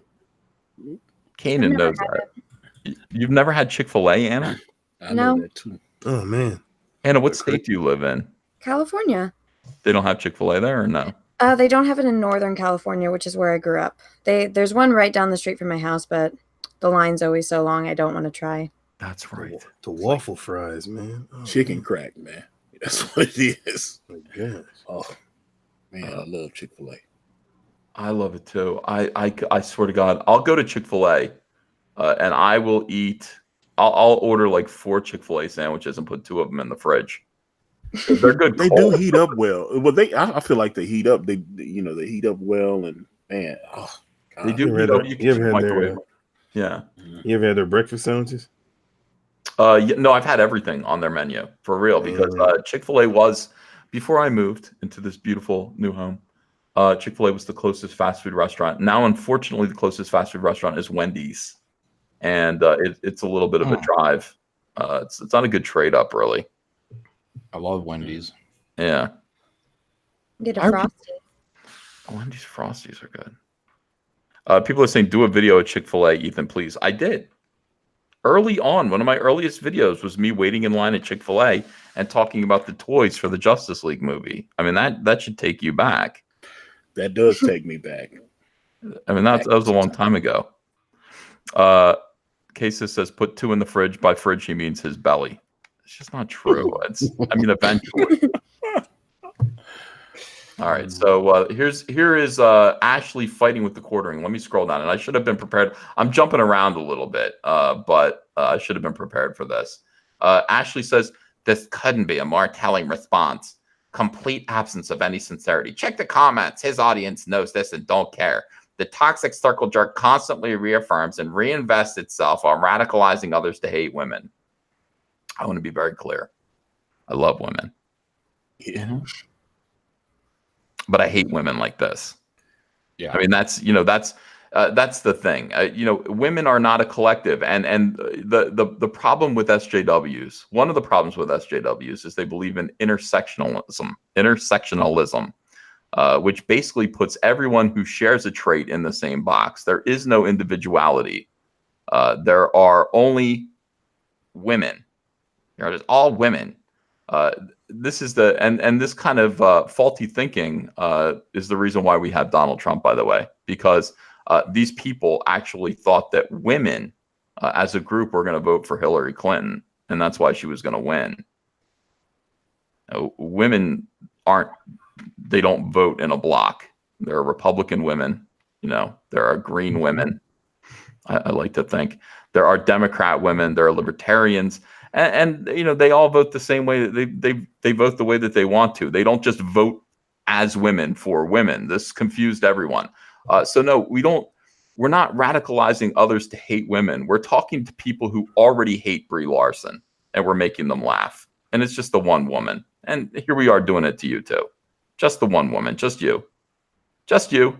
And people nobody's making anyone hate Brie. Brie's made people hate her. Yep. By our own actions. We're only pointing it out. What a great point. Mm-hmm. It's true. Yeah, she did it to herself. John Malin. Do you remember John? I mean, John Malin has been kicking ass on my channel since like January of 2018. God damn, that was a good. I got to go back and watch that episode. You came on, and I was like, "Are you sure you don't want to take it back?" When you said SJWs were Nazis. You're like, no, I want to double down on it, and here's why. I was like, damn, John Malin. Specifically, I said Nazis were SJWs. Just the other way around. Yeah, specifically. And that's what set everybody off. God, that was cool. When John said grab a whore, that really struck a chord with me. Yeah.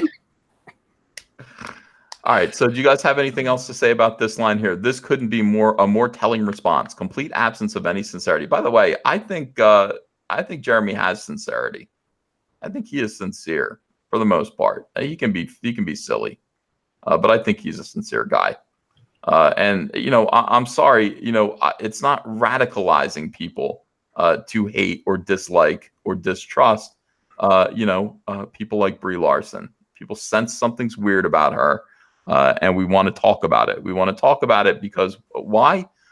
Because ultimately it's a benefit to society to point out what is wrong with Brie Larson and try to make sure that we don't see it in anyone we know or ourselves. That is why. I want to go on record as saying I think Jeremy could take this chick in a fight, by the way. You think so? Look, all he'd have to do is sit on her. Whoa. Well, He looked like he trimmed down a little bit in that video you had up there, though. Looked like his beard trimmed up and his weight trimmed down. Yeah, he's lost some weight. He's Oh, I wasn't saying anything against his weight. I'm just saying oh generally. no, just sit on him. You were probably Maybe I just think as things as like a small human that I am, that literally anyone can just sit on me and I there's nothing I can do. Oh my God, Anna! You are on a panel of a bunch of you out. How dare you? Yeah, Anna can sit on me. Anna's very. Antonio. Damn, Antonio. Antonio, stop contributing to the toxic circle jerk environment of the of YouTube. You're right. For 1 second, I mean, please. Ashley Lynch is begging you. It says, regardless of how he dresses it up or what semantic knots he ties himself into in response, it's all going to be just some version of hate is easier to peddle. I got to eat too. I mean, I honestly, this is kind of what she's doing. She's peddling hate here. I think that what Jeremy is doing is probably just peddling laughs. And by the way, I have to say, hate for hate equals love. And I pointed this out the other day. I do hate. I find Brie Larson to be hateful. I find what she says about people to be hateful. I find her to be hateful. I find this to be hateful. And when you hate, it's love. Correct or incorrect? It's a double negative. It's a positive, absolutely. And it's science. As a loving person, I hate. I really do. And so when I see hatred as espoused by and personified by somebody like Ashley Lynch or Brie Larson, I just find myself disliking it so intensely that it's love. It's because it's because of love, right? And I do got to eat. I'm starving. I should have. Andrea offered me that chicken wrap, and I said, "No, thanks, honey. I don't need you to do anything for me." I think Antonio would hate love this girl. I'm a glutton for punishment, so that's probably true. Yeah. Throwing that out there, Ashley, if you're listening. Hilarious. All right. Antonio puts his women to work, though. Oh, no. No. What is this about? What do you mean? Getting food together. Do you really want to know? His ex-girlfriend wrote a real terrible letter to him. Oh, yeah, it was not good. And I read it on the air. My co-host on Sexy Party coaxed me into reading the letter, and it was if you read it on the air right now, everybody would be dying. No, I'm not reading it again. Okay. It was mortifying, though. It was 3 pages. Can you give us a summary? Basically, he's a pig. Yeah, I'm a slob. I'm lazy. Yeah, and I never would have thought that about you, Antonio. She broke it down. Yeah, she's not attracted to me. Yeah, stuff. Yeah, I've never. By the way, those who are watching, right, we got 1,692 people watching. Could I get a thumbs up? Do I have to act like the other Jeremy? Hit that melee button. Hit that, yeah. Smash that melee button for the working man. For the working man. Is that what he says? He says it better than I do. I was like, man, how is he getting all them subs? He's got like 166,000 now. Dude, because Ashley Lynch has it exactly right. Because he peddles hate. He peddles hate. Now now I'm being disingenuous, but here's the thing that I want to point out, because I did the math for you and I said that hating hate is love. But you know what else? Hating the hatred of hate is hate. And that is what she's doing here. She is hating on the hatred of hate, and that is hate. Okay? She says, strangely, I'd have more respect for these obvious grifters if they actually believe the bullshit they pushed. I believe all my bullshit. All of it. Respect me now. Respect me. I believe all of the bullshit that I push. I cannot stand. We 100% believe these people are crazy. Yes. Yes. I really just Ashley, you gotta believe me. I hate you. I really think you're a terrible person. Let the hate flow through you, and we're going to laugh at you. Yeah. I think that the letter that Ashley would leave for Antonio would be over 8 pages. Oh yeah, I got 3 the last time. Yeah, it was not pleasant. So, yeah. Zebulon Pike says Antonio is a goddamn national treasure. Why? Thank you. Oh my God, dude. I second that. But yeah, my ex hates me. She literally hates me with a passion. And well, you should hate Antonio. Unless you're going to read that note, I don't want to hear any more about it. I'm letting us back away from this. I read I read it on my channel. You can hear it. And you were in the chat. It's gold. It's gold. It was horrible. You should clip that.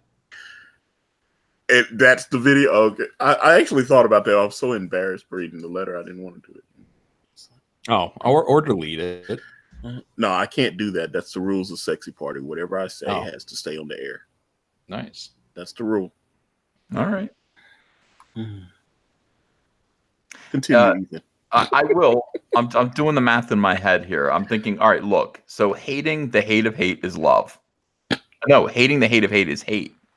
Hating hate is love. Hating the hate of hate is hate. Ethan, it's the real math you're doing in your head is how fast you could get to Wendy's and back. 20 minutes. 22 minutes, actually. But it's probably closed now, Cecil. Strangely, she'd have more respect for these obvious grifter. They love the word grifter. You know what it is? I realized why they use the word grifter now. And it spread around. And I think this is why. Zach started using it 2 years ago. Zach started calling people like Max Visaggio grifter. People who would sort of use their identity and identity politics to ingratiate themselves into mainstream comics when they were talentless. Zach started calling all these people grifters, and it was a devastatingly effective word.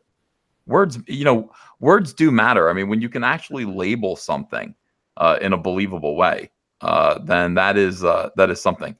There is no grift on YouTube.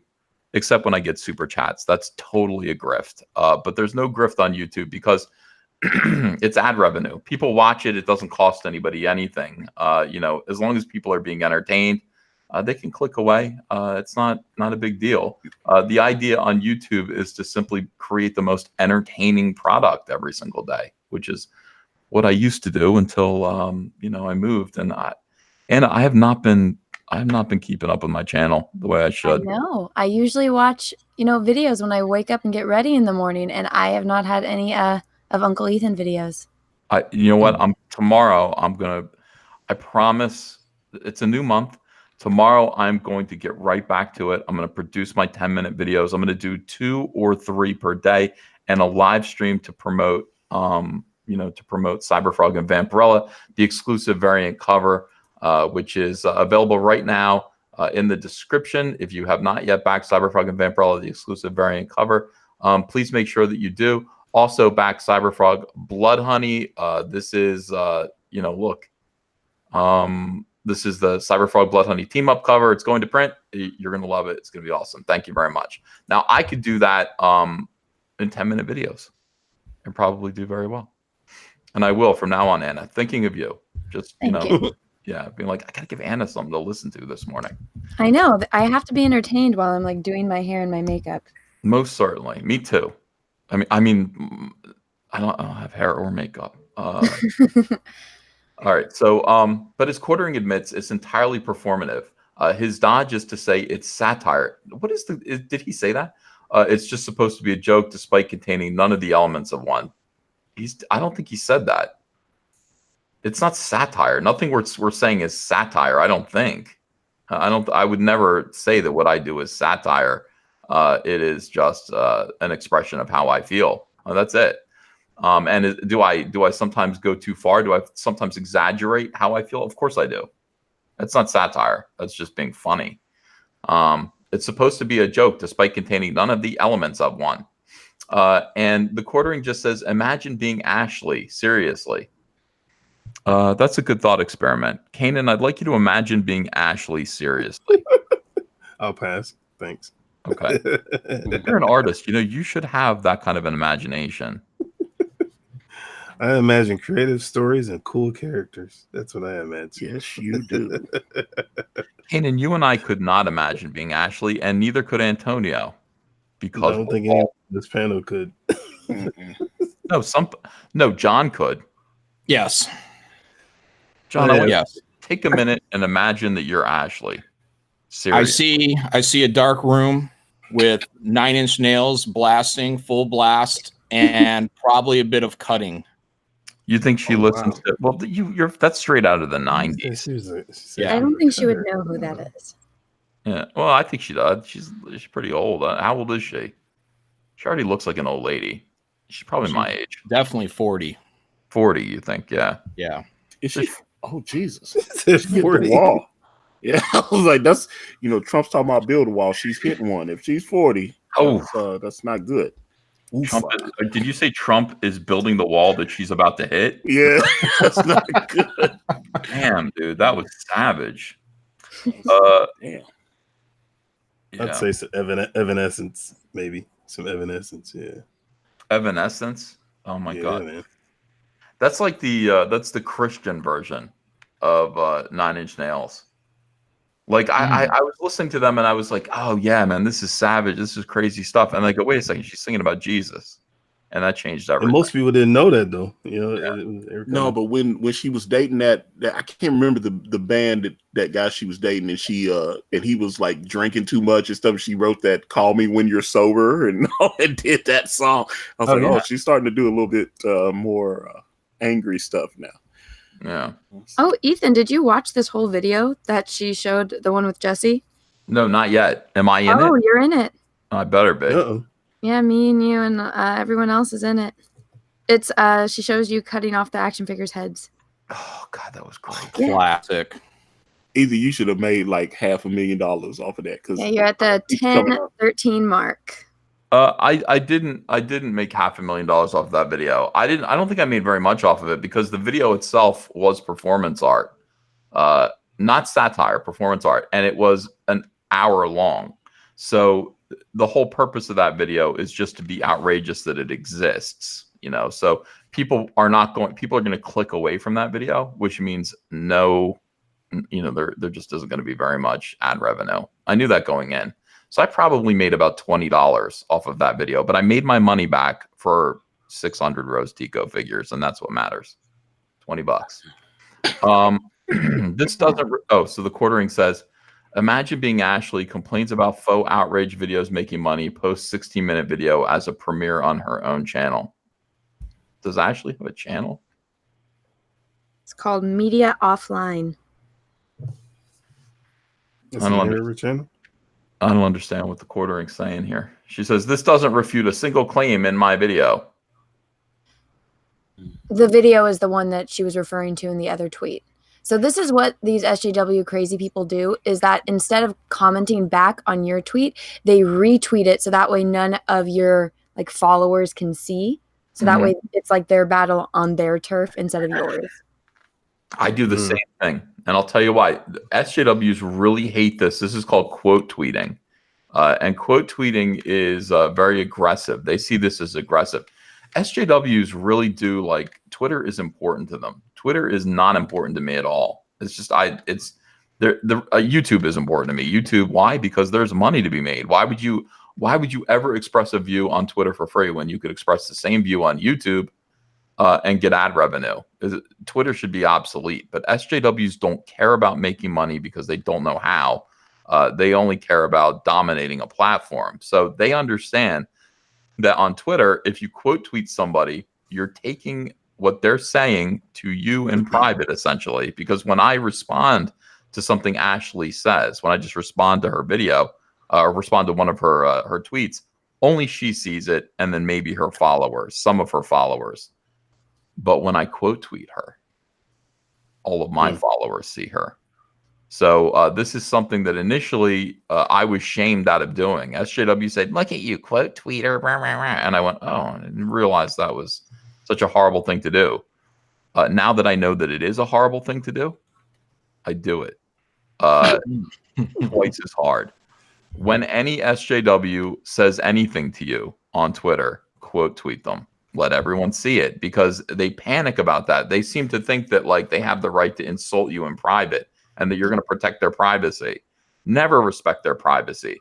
When you receive a threat, I always tell SJWs this too. Whenever SJWs are like, I get death threats because of something, blah, blah, blah, I go, show them. Why in the world would you not show threats that you're receiving? If you're receiving threats, why wouldn't you show them to people? Oh, yeah. That makes sense. Let's just let that hang there for a minute. Because that's right. That little thing was perfectly timed. Because they didn't happen. If somebody does threaten you, show people so people can see who did it, shame them, and prove that, yeah, the other side of the aisle is they're peddling hate for profit. They're peddling hatred for profit. Do that all the time. Whenever I receive a threat, I tweet it out to people. People should see it. Whenever people threaten me, I quote tweet it, send it out. It works. It goes a long way towards tamping down, this kind of behavior from SJWs. What they do, they're like cockroaches. They do not work well within the daylight. So shine the daylight on them. Here's the quartering. By the way, don't ever do this. I've got how many people do I have? Okay, we've almost got 1,700 people watching.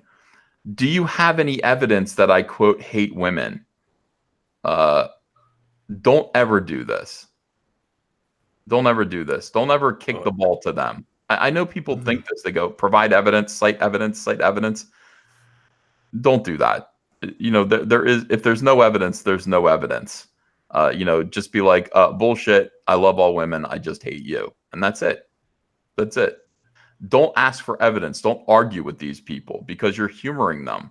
You're engaging them in a conversation. And of course, her response is going to be entirely disingenuous. I'd point to your entire channel of faux outrage as evidence, but it's really just evidence that you'll say anything for a buck, no matter how toxic. Evidence that this has already been presented using your own words. See, he did that by saying, asking her something. What do you think of that, John? I don't know, because sometimes I lay it down like that to people as well, and usually they just duck out. So she has a non-point. I mean, it's clearly not evidence that he hates women. She's just putting out words. It means nothing. But what's the overall effect, though? I mean, this argument. Do you have evidence that I hate women? Yeah, it's nothing. I mean, it's a draw between Jeremy and her, because neither of them are really doing anything. Just say I love women. Sure. Just flatly deny it. Why would you say you have evidence? It's like when people say there's no evidence, it means you can't catch me because I've hidden the evidence so carefully that you can't find it. That's the impression that it leaves people, I think. You have to think of everything as persuasion. We talked about persuasiveness on this channel before. I love this guy named Rosser Reeves. Rosser Reeves was an advertising genius of the 1950s. Rosser Reeves was the guy who came up with the line, "It melts in your mouth, not in your hands," for M&Ms. And it's like, his whole thing was, look, as an advertiser, your job is, somebody gives you two newly minted, dollar coins and says, mine's the one on the right, prove it's better. And that's persuasion. Now, how do you do that? It's just like, well, M&Ms. What's your claim for M&Ms? I don't know. They're just candy coated chocolate. Melts in your mouth, not in your hands. That's a line. That's a reason to buy the product. So I love that kind of stuff. I love that kind of persuasion. Asking for evidence that somebody hates women is not a persuasive argument. Just flatly stating, I love all women, I think is a little bit more persuasive and more assertive of who you are than just waffling and saying, I'm going to ask you to define who I am. Can you define who I am? Can you prove that you're right about me? You see what I'm saying? It's just a weaker stance. Cecil, right or wrong? Or wrong? No, you're probably right. But I think in this situation, he should get physical with her. Sexual or punch her? That's a joke. That's a joke, Ashley. I know you're listening. Okay. Oh my God. Let's get physical. All right. I think I made him mad. Grifters usually don't like it when people expose their grifts. Oops. And he says, got him. Well, yeah, I mean, she's antagonizing him. I get a kick out of it. Look at all these faux outrage videos and all the money that they are making. Let me upload videos outraged about it. Is always this comes down to money and jealousy. That is 100% true. But you know what? I don't even know if it's so much about money or jealousy, even though it kind of is on some level. They're social justice warriors. Money and jealousy and envy, they're not a real thing. They're fighting for their narrative. That's what it is. She's fighting because Jeremy's an effective spokesperson. What put the bee in her bonnet?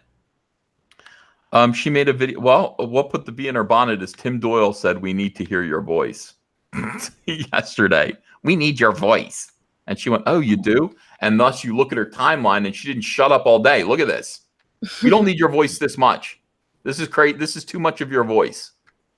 This is too much of your voice. This is just over the course of 4 hours right here. It goes on and on. I don't tweet this much in a month. And by the way, this is just the tweets. It's not the tweets and replies. So you don't tell somebody that you need their voice. You just empowered her, this weirdo, to go on and on all day, arguing with Jeremy Hambley about things. Jeremy Hambley, of all people, argue with me. God damn it, argue with me. Why is everybody afraid of me? Why is everybody afraid of me? Her and Tim would actually make a cute couple. Have you seen Tim's wife? Oh, he's someone married? Yeah. Hold on a second. Let's get back to where this was. Let's just go. Do we need to do this? Why don't you ask me a direct question? Says the quartering. Do I believe Brie Larson comes off as a bitch and unlikable? Yes, I do. You're insinuating that I'm lying for money, which of course is not true. Everyone can see how shallow you really are. She says, I don't need to ask you. You already admitted to your audience that you hate Unheard for the money, but take solace, you're far from alone. The only question I have is who's going to be the next woman you all target since the Brie Larson well is drying up. Is the Brie Larson well drying up? No, I think it's just getting started. She's going to be in Star Wars for sure. Oh God, of course she is. No, did you see that picture of her with Bob Iger, like at the opening for the new Star Wars theme park? She's definitely going to be in this. She wants to be a Jedi. She's put it out there. Then she wants to be a character in a major video game movie with Seamus or something like that. I can't remember. No, she wanted Samus from Metroid. Yeah.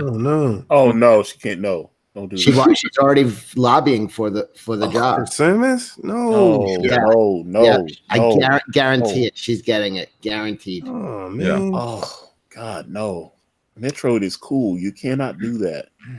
Well, I am, I'm glad to hear that the Brie Larson well isn't drying up because I'm making 3 videos a day this week, and I want to make that money off of Brie Larson outrage for Ashley Lynch. I didn't before, but how many did Jeremy make? Everyone's saying Jeremy Griggs of Geeks and Gamers made 100. I'm going to do that this week. I'm going to tie him this week. I'm going to make 100 Brie Larson videos in 7 days. Do it. Can I do it? The Ethan challenge. I'm going to do it. I'm going to make 100. I'm announcing right now. So all right, there's 7 days in a week. How many Brie Larson videos do I have to make in a day to do 100 a day or 100 in a week? Yeah, make about 15 a day. Like 13 a day or 14, something like that, right? Oh God. Well, a little more, but almost 15. It's like So it's Brewster's gonna be Millions called- or something. It's gonna be called the 100 Bree Challenge or something. Yeah. Guys in the chat, can you just do the math? I'm terrible at math. 14 videos a day. How many do I need to do a day to do 100 in a week? You might want to just knock it down to 50. Yeah, 14 and Do change. it within 2 weeks, so like 50 per week. No, people are like, Go for the gusto, Ethan. Go for the gusto. 15 videos. Like that, I mean, that really is going to take up some time, but I'm going to do it. Trippy Commentary says that's low-key sad, LOL. No, I think it's pretty funny. It is the equivalent of chopping up action figures, though. Like, they'll be like, he did that. Nobody will see the humor in it, except for normal people. SJWs will not see the humor in it. Normal people will. 14.28 a day. All right, so that is... it's about 15, yeah. Yeah. Dang. 14 a day and 30 on the weekend. I can't do that. I'm doing it though. I think I can do it. And will I live on YouTube? Yeah, but here's the thing. You have to find things to talk about. You have to find. I mean, I can look up Brie Larson. I can find articles. I will probably end up doing the same story because when Brie Larson, belches somewhere, like everyone writes an article about it. I'll have to do all of the articles. I'll have to do readings of all the articles. Adrian Stone says, Ethan, think of your marriage. Think about that. What do you think? Is this going to hurt my marriage? Isn't that 10 hours? 10 hours a day of making videos? That's a lot of videos. Yeah. You know that smile, that whole video where she crushes the guy's hands because he asked her to smile? Yeah. That's basically, they wrote that for her because that was her situation in the airport, right? Where she was super. Yeah. So they took that from her real life to write that in. Yeah, they say, some guy at the airport said, can I have your phone number? And she seethed over that. She's like, these fucking men. If you want a gold mine of information, go look on her Instagram. Yeah. I can do this. I'd like to challenge other people to do it too. I'm going to challenge other people to do 100 Brie Larson videos in a week for Ashley Lynch. It's the Ashley Lynch challenge. And I'm doing it for money. Ashley, I'm doing it entirely from... I wasn't before. I mean, the videos that I was doing before were essentially just, for fun. And yeah, the money's nice. Now I'm doing this for money. And the videos are going to be good. I mean, they're actually going to be funny. I promise you. They'll be as funny as I can be when I'm making 14 of them a day. Can you imagine? What is YouTube going to do when I'm putting out 14 videos about? Am I going to get punished for that in some way? Mm-hmm. Maybe you'll surpass everyone. Just don't use any footage. Disney will come after you. Yeah, I feel like Disney is going to get you. Disney will? Mm-hmm. Just wondering what you think the videos will do. Jeremy did so many, and then Captain Marvel made over $1 billion. It felt bad, like she was Trump for leftards, says B-Dad. The videos don't have to do anything. A lot of people think that this is activism, and it isn't. It's just self-expression. Anna, a lot of people think that the Fandom Menace is they're saying things like, hey, but you're still like the Star Wars movies. Nobody's doing anything about it. You're just talking about. What do you think we should do? We're not activists. We're just sitting here expressing ourselves. I don't care that Captain Marvel made $1 billion. My goal wasn't to stop it from making $1 billion. My goal was to simply make fun of it and express how I feel like SJWs are ruining things. Yeah, I mean, I feel like my entire channel was just started off by me just getting pissed off because I saw a Star Wars movie that no one else cared about before, and then I went and saw it, and it was all this bullshit, and it was just me calling out the bullshit, and I feel like that's what all of us kind of do, but you do it a lot funnier than I do. I disagree. I think you're pretty funny. Jesse's funny too, though. Jesse is hysterical. Yes. Look, and instantly my video was flooded with troll comments trying to hate on me. I wonder what community they came from. It's a mystery. The human race. Actually, yes. In journalism, it's called gatekeeping. Journalists regularly decide which stories are worth spending time on and which aren't. Here's the thing. Honestly, Ashley, we get our stories from, I guess, journalists. I don't know. From B. Allen Orange. Is B. Allen Orange a journalist? He is to me. He's one of the best. B. Allen Orange, he writes great articles for MovieWeb where he hides my name. He did it again. Somebody sent me another article that B. Allen Orange wrote. Let me see if I can find this. This is gonna freak you out. Hold on a second. What's her name, Ray? He reminds me of like Jimmy Breslin from the Daily News in New York. Oh wow, Jimmy been dead for a few years now. Yeah. Or is he? Oh no. You think he is? I'm just saying. This is the thing. Like, B. Allen Orange is a genius, and I mean, he is my enemy. You know, he's my arch rival and my foe. He is the Moriarty to my dumb Sherlock Holmes. If you know, he puts this article out. Latest rise of Skywalker rumor involving Rey is an absolute shocker, he says. And all through this article, he hides messages to me. You're not going to believe it, but I mean, it's true. Look at this. This is weird. Look, Jason Ward says this, surely raising eyes very suspicious. EVS. Yeah. Dirty dog. You sound like a young Mark David Chapman. This guy is, or me? You. Oh, thank you. Someone sending you messages? You know what he did? He actually wrote a message to me that was right down the side of the article. And B. Allen Orange, I want you to know I see you, pal. I know what you're up to. And I know you send messages to me in your articles, and then you sit there and you sit back going, he'll never find that one. I find like 25% of them. I want you to know that. You're not dealing with any dummy here. And he sent me in his P.O. box, in my P.O. box, he sent me an orange. And he sent me a puzzle book for children. He said, he did. He said, try to keep up with me. You know, your enemy, B. Allen Orange. And then he sent me a puzzle book for like 3-year-olds. He said, struggle with this. Oh, I thought he was being nice and sending that to your daughter. No, he sent it to me like I'm a dummy. Oh, wow. But you finished it, right? Yeah, look at this. Here it is again. I found another one. Yep. You can't always please savages. Caps with a taste for rose petal pie.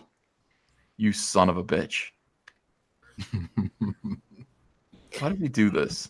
It is Moriarty-esque. Josh CH says things that never happened. Oh, it happened. It's on a video. You know, you can't look. I don't make things up. I don't have to make things up. Things do actually, weird things do happen to me. I did open up the B. Allen Orange message with the stupid puzzle book on a video called What Did You Send Me? At probably number 4.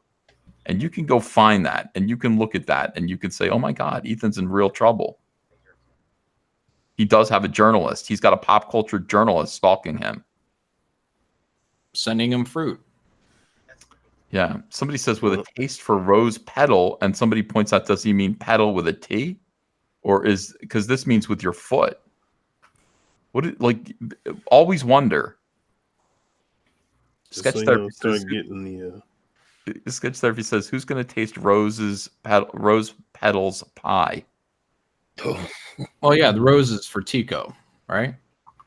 Yeah. Capital R.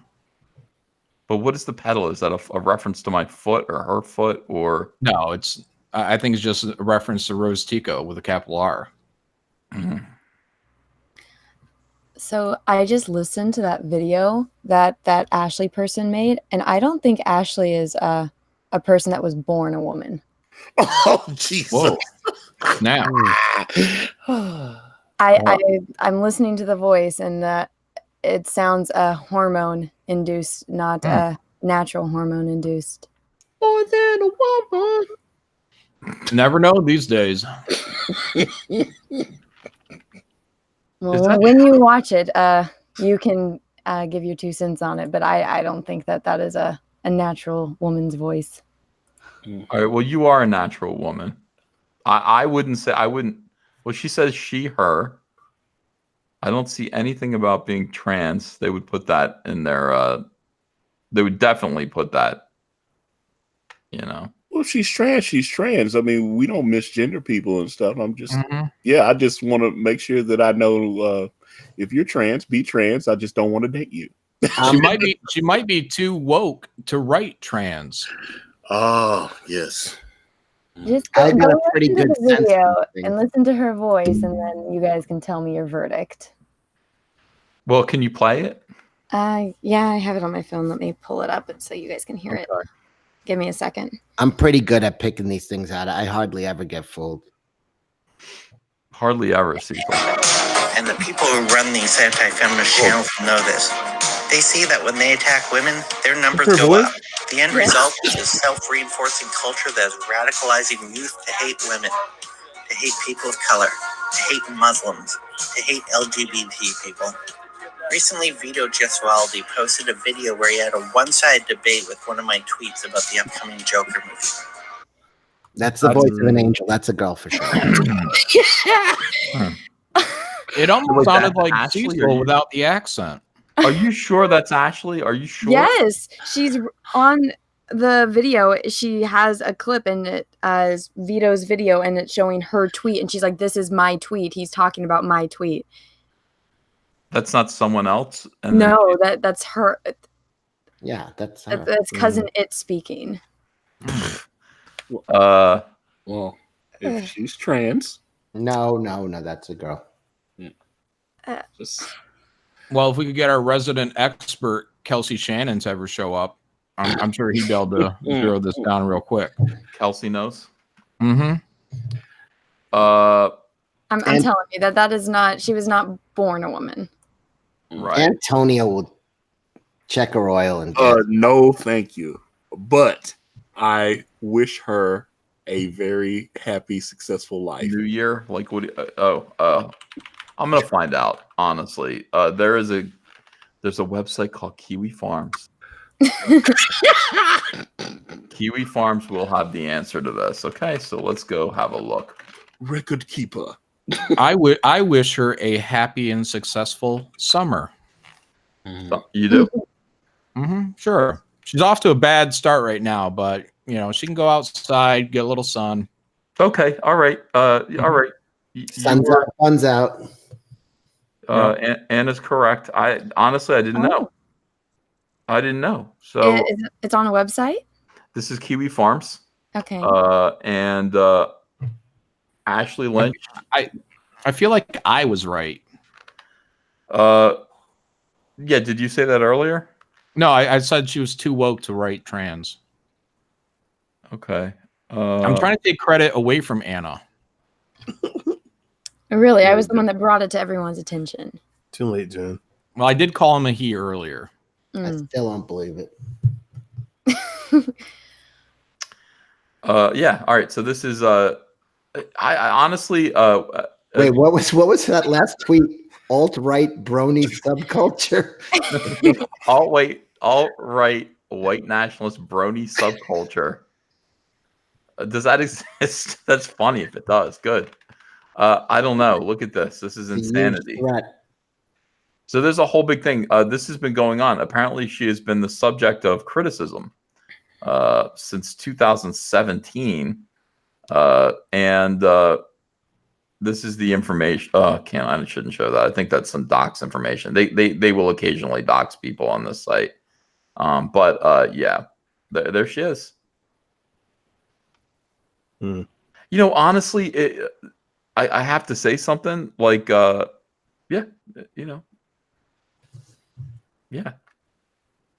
I don't want to say anything anymore. I give up. This threw me for a loop. I didn't know. I really didn't know. So, was it proven then that she is trans? Yeah. No. Her original dead name is. Oh Jesus! Is here. No. Okay. So yeah, it was, or she was at some point a man. Yes. Fact. No. That is a fact. No. Okay. No, she was never a man. She just happened to be trapped in a man's body. That's Right. Yeah, thank you, Cecil. That's what I'm talking about right there, man. You understand. I do understand. Cecil needs a talk show. He's like the new Dr. Phil or some shit. I'm deeply, deeply troubled by everything. I don't know what's going on anymore. Why is that? Of course. You know, it's like whenever somebody is psychotically chasing down a member of the Fandom Menace or a YouTuber, anyone who is right of center, moderate, or they always turn it to be trans. I'm tired of it. Stop it. Trans people, stop. Go do something. Leave us alone. Trans people, stop harassing us for who we are. That's all I ask.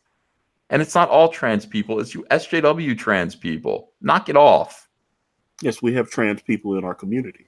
So. Of course we do. And they're great people. We have the best trans people in our community. This is crazy though. It's like you're gonna go after Jeremy Hambley all day long because of his YouTube business. Well, she went after all of us in the video. He was just the only one that responded. I'm just asking. All I'm asking is this. I'm just asking that you treat us like people. Okay, normies, treat us normies like people. Stop harassing us for who we are, and for God's sake, never misgender us again. Ever. Do not misgender me again. I am they, them. God's sake. I mean, it just goes on and on and on. Like Jeremy's just like, yeah, I have a YouTube channel. I kind of have a laugh and I make money. I do it for, you do it for making money. You're peddling hate. What is the matter? What is going on with you? Go away. How can I say go away and like put thunder behind it? I need the voice of God, John. Mm-hmm. Yeah, money is like a byproduct of sitting on YouTube and having conversations with people. Sometimes they're funny and sometimes they're not, but hopefully entertaining. Money is a byproduct of truth. Is that right or wrong? That's probably not true. That's not a fair statement to make. Well, the Inquirer might disagree, but yeah. Money is a byproduct of truth. That's my new slogan. All right, let me read some super chats. Speaking of money being a byproduct of my truth, let's see. B Dad says, EVS, you hear about Collider trashing KH while live? Who's KH? Kelly. Who's it? KH. Mm-hmm. KH. Got me. B Dad, you've got to be more now. I'm interested.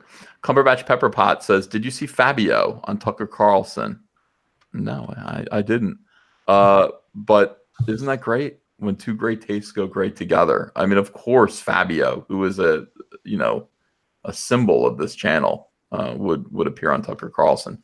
Peanut butter jelly. Yeah, of course. I mean, I love it. I like Fabio. I don't know why. Oh, because he's a Republican. I didn't know that. I had no idea. Tech TF says, I was super impressed by the reading of Cyberfrog earlier. I knew the art was great, but the quality of storytelling, I can't wait to read it. Well, thank you. Did you see any of that, Antonio? I did. I was very impressed, sir. I was not sure how the writing part of it would go. Yeah. I'm not a writer like you are. I mean, there are a lot of people who are writers. I am not a writer. But you could tell that you thought about what you were saying and stuff. And I was actually, especially like the stuff with Heather, like you did that one thing with Zach was on the other day, and you were showing, Cyberfrog had rescued Heather, and I guess all the humans have turned against Cyberfrog, and he was getting kind of frustrated, and then he found Heather, and she kind of restored his faith. I thought that was a real nice touch. I really liked it. Thank you. I like to tweet about love and friendship and hating hatred, because hating hatred is love. Hating hatred is hate. True. Ashley, let me make that clear. Hating the hatred of hatred is hate. Rick Ashley. You're starting to sound like one of those alt-right bronies now. Alt-right Nazi bronies. They're taking over the bronies. Let's see. Liam Gray says more cards over better rap. I know. James Dean Anderson says, Ethan, let me know which logo version you want. James, just a really good one. Pick one for me. Pick one that defines all caps comics. You did a great job, and pick a good one for me, please, and send it over. I'll let that be your choice. Sketch Therapy, thanks for $10. Says Uncle E and Mr. Sexual Chocolate, aka Tony Bryce, your boy Zach, Diversity, and Cecil, that Star Wars girl, are in the chat and seem willing to join you guys. That would be cool. Also, where's last night's video? I took last night's video down. Personal reasons. Sketch Therapy says, sorry I'm late, but I'll buy it today. Thank you, Sketch Therapy. Liam Gray says, Dynamite is doing Aliens versus Vampirella. Can you do a Cyberfrog Xenomorph cover too? Is that on the table? One thing at a time. That would be crazy, though. That would be cool. Yeah, I think that the thing about it is, though, is that Aliens is Dark Horse. So I would have to negotiate a deal with Dark Horse and honestly, Aliens, Disney owns Aliens now. Yeah, yeah, they do. But they got the license over, Yeah, but they, it's like Dark Horse's license to do the comic books. Like Disney owns the property, but that doesn't necessarily mean they own the comic book, or else Marvel would definitely be doing it. Oh, they'll take it back once the contract lapses, I'm sure. Just like they did with Conan. Yeah. Ada Wolf says, how about that Rambo 5 trailer? Can't wait for it. I haven't seen it yet. But... Oh, it was great. Yeah, I was really excited. They put the Lil Nas X song in there. That threw me off a little bit, but I was like, okay. Nice. Micus Miller says, you know who wouldn't mind trolls? Meg at Indiegogo. Saul for X-Men says, normies in the media were emotionally invested in Game of Thrones, so miraculously the fans who bashed the final season weren't trolls. Weird. LOL. Yeah, you know what it is? When you get called trolls for bashing something, you know that it's an SJW touchstone, Because, I mean, you can bash Batman and Robin all day long. You know what I mean? Like, you can bash some of these movies that legit suck all day long, and nobody says anything. It's when SJWs go, bunch of trolls, that means that they were invested in this. It's an SJW touchstone. It's like overturning a rock. It's like you see all the cockroaches and bugs underneath. That's, that is what happens when you get called a troll there. You found something. Liam Gray says, she looks like a bird person in a human suit. That is Ashley Lynch. Sketch Therapy says, thanks for these panels. Hail Anna, Caesar, Cecil, and Brand. Logan Michael Funko Pop says, Cecil still haunts my dreams. By the way, Ashley, look at me making all this money. Look at me making all this money. YouTube money. You might be haunting her dreams. Yeah, this is also disingenuous, isn't it? Look at me being disingenuous just for the money. Baptist 702 says, I was at Phoenix Comic-Con and saw people who fit the SJW description all over. How can conservatives and centrists win in this ideological war? It's a constant fight. Just the existence of SJWs doesn't mean we're not winning. The weird thing about it is that as they lose, that's kind of how we win. The comic book industry, when these books kind of get canceled for low sales, when people stop buying them, unfortunately, the lack of prosperity is how we kind of end up winning. They have all kinds of power to continue doing what we're doing. We really need to go over here and offer an alternative. That's what Comicsgate is, and our alternative needs to do really, really well, and it is. But their alternative also needs to do poorly, which is what it's doing. So that's just the state of things. Derek DeZibio Beck says, EVS, you look like Henry VIII. Check out his portrait. Are you immortal? If so, is Andrea aware of how many ex-wives you've had executed? Oh, no. Whoa. He only had 2 of them executed. Yeah, first of all, I'm not Henry VIII, and Andrea is aware of how many ex-wives I've had executed. Okay. Logan Michael Anti-Funko Pop says, press F for Ikari. Dude, why would you hit that? I wouldn't. I definitely would not. Okay. I gotta go back. I think he would. Wait. Didn't Antonio say he would? I think that's what he said. Yeah. I said that she looked like someone that I had been with, but that was a natural born woman. Hold on, let me continue my YouTube grift here and make more money. Spider-Man, not Bug Boy. Thanks for $2. That grift. Ashley Lynch is really Michael Moore. That's what he wanted me to say for $2. $2 grifted, and I agree with you. She is really Michael Moore. Waiting for that Eureka moment. Thanks for $10. Lynch ignores the big picture. Years ago, Kickstarter flooded with SJW donation scams, and YouTube algorithms changed to favor vlogosphere drama that discourage high artistic content. By the way, Ethan, to break in, sorry, people in the chat are saying she's tweeting about this stream right now. Of course she is. So she's listening. Oh, should we go look at this? Let's go find out what she's saying. Boy, here we go. I was in the stream. That is what she's saying. Guess they be mad. Okay, hold on one second. I got to share this now. Well, I would like to say that now that we know, I'm going to give her 50-50 odds against Jeremy. 50-50 odds against Jeremy? Yeah. Oh, no. All right, so what is this here? What are we saying? 58 minutes ago, co-signed. Is this where she started? EVS and other faux outrage peddlers profiled in my video are currently live streaming about me. Hell to the yeah. Making some outrage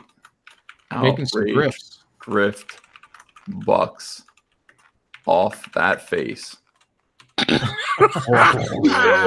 Woo lad. I know what you're saying, John. It's not a. Yeah, I don't know if it's even money at this point if it does get physical with Jeremy. I thought he would have a. Well. Yeah, Ashley's thick, man. Hold on. Guess they be mad. I be glad. That's it. Cecil, maybe this is the person that was in that Batwoman costume that you got upset about. That drawing. Oh my goodness, yes. She does look like that. Who drew that? Yeah, somebody drew a Batwoman. Yeah, she was very, very heavy. All right, where were we? What were we doing? Oh yeah, we're doing making money, making some outrage grift bucks. Yeah, this is an interesting point. Lynch ignores the big picture. Years ago, Kickstarter flooded with SJW donation scams, and YouTube algorithms changed to favor vlogosphere drama and discourage high artistic content. And yet I still made the Rose Tico video where I cut up the action figures. So there is still some high artistic content on YouTube. Your TV hates you, 99 cents. By the way, what exactly is the big deal? YouTube just basically encourages what people want to watch. At this point, you can, my daughter, she's 3 years old. She loves YouTube. She loves my videos, obviously, but she also really likes to watch toys being opened.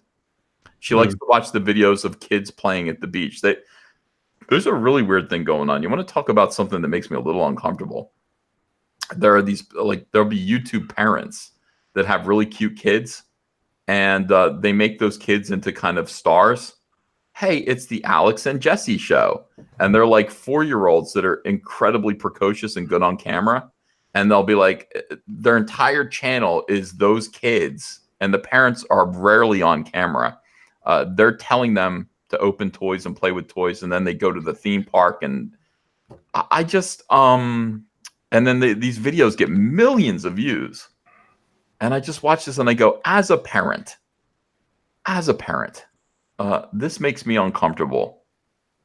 You know, like the Truman Show. You have the kid growing up on camera for the world to see. Well, kids are obsessed with it now. Like, that's all my stepdaughter wants to do. Every time she comes over, she asks if she can come on with me and like talk about like toys and Star Wars. And I tell her no, because your mom's crazy. We're not doing that. But she tries. She has her little like Spider-Man costume, and she'll try to like sneak in when I'm not paying attention, so that way she can like get in the stream. And I'm like, no, your mother will murder me. I'm not doing this. I'm not letting you on camera.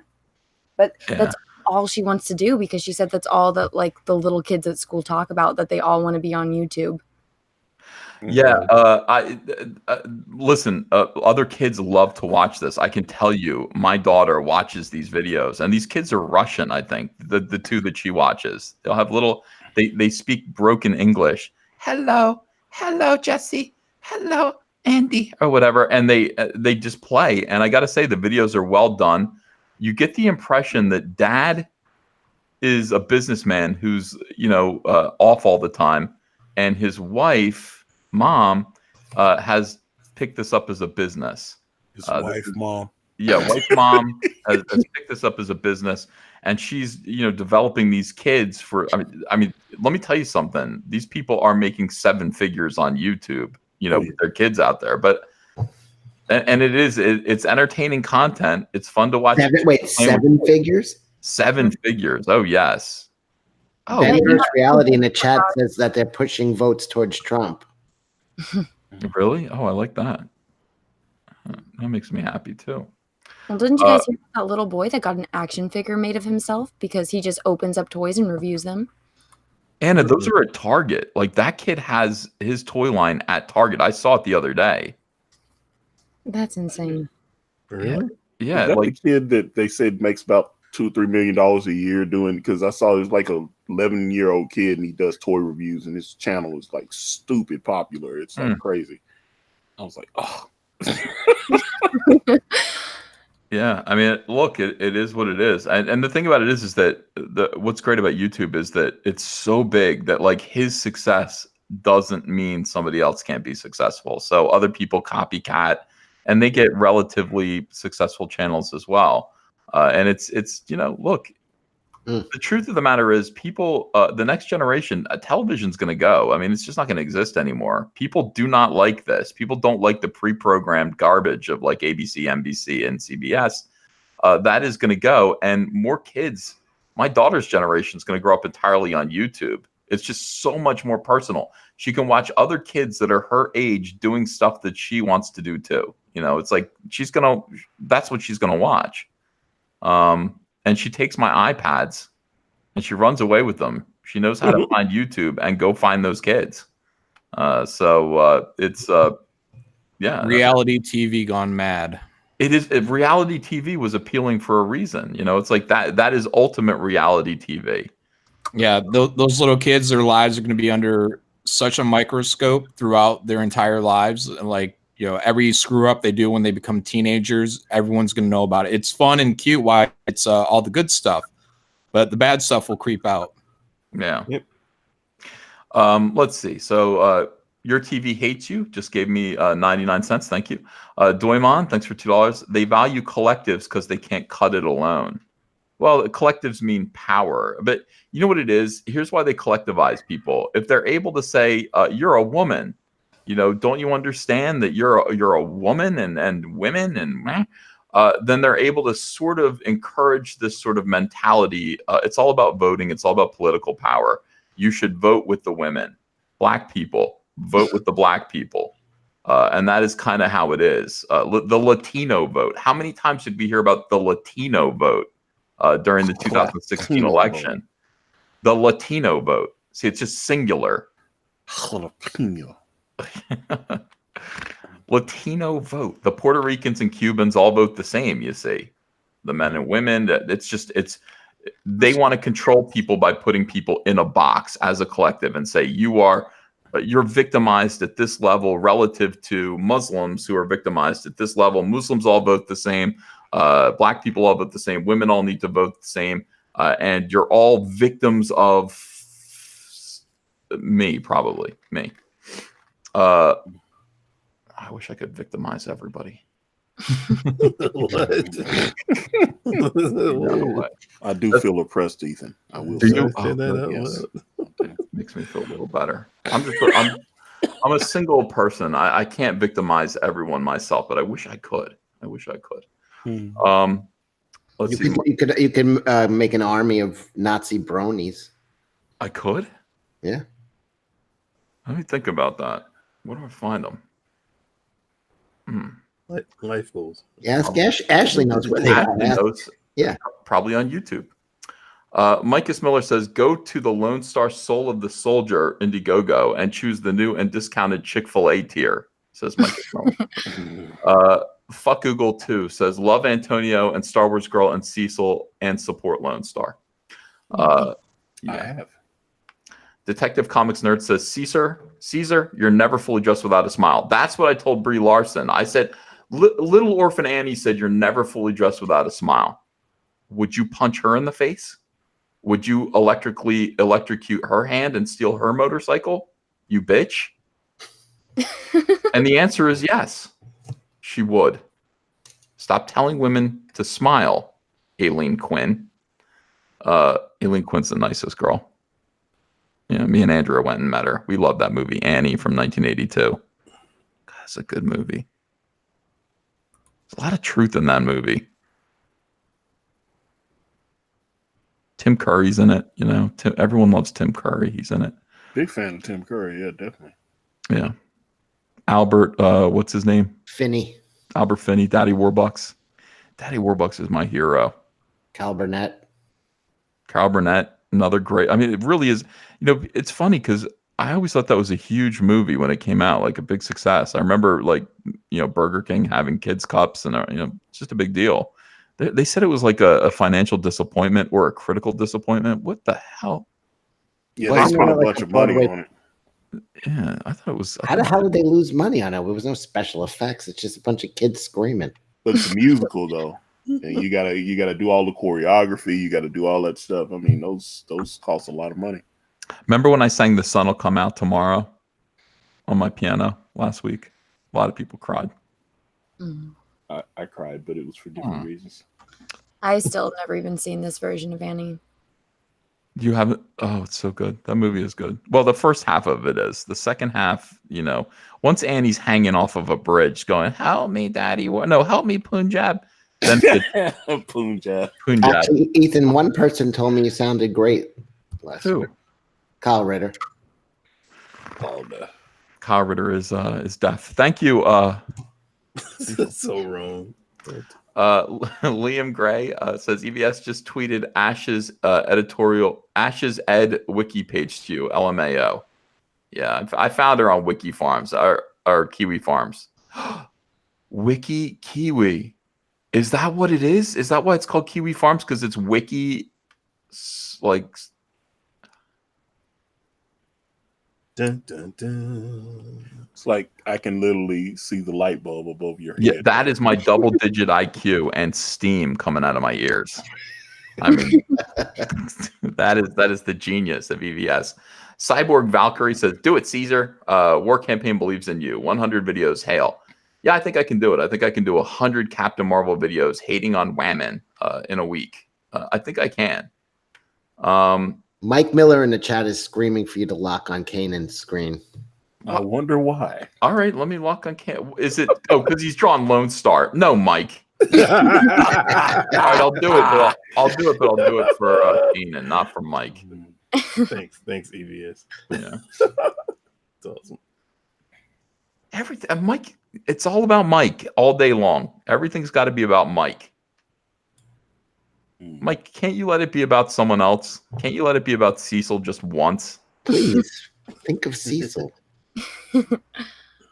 Andrew Huerta says Anna is correct, and that was about what's her name being trans. So, yep.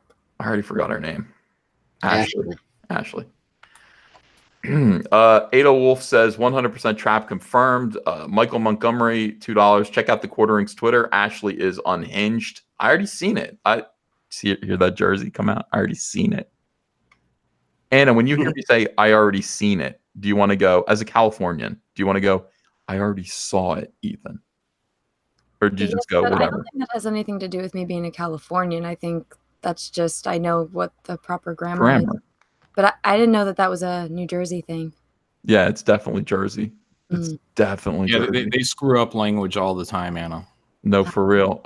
How do you pronounce what the ocean is made of? Water. Water. Water. Water.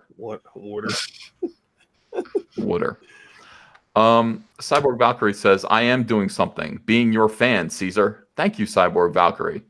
Mm-hmm. I think Cyborg Valkyrie also is LGBTQ, one of those letters. And, we appreciate you and love you because you're not an SJW. Monster01, Cecil is the new Ricky Lake. Oh. Go, Ricky. Go, Ricky. Yes. Remember that show? Yeah, there was Go, Ricky, Go, Ricky. I got the tits for it, I'll tell you. You were great in Hairspray. Thank you.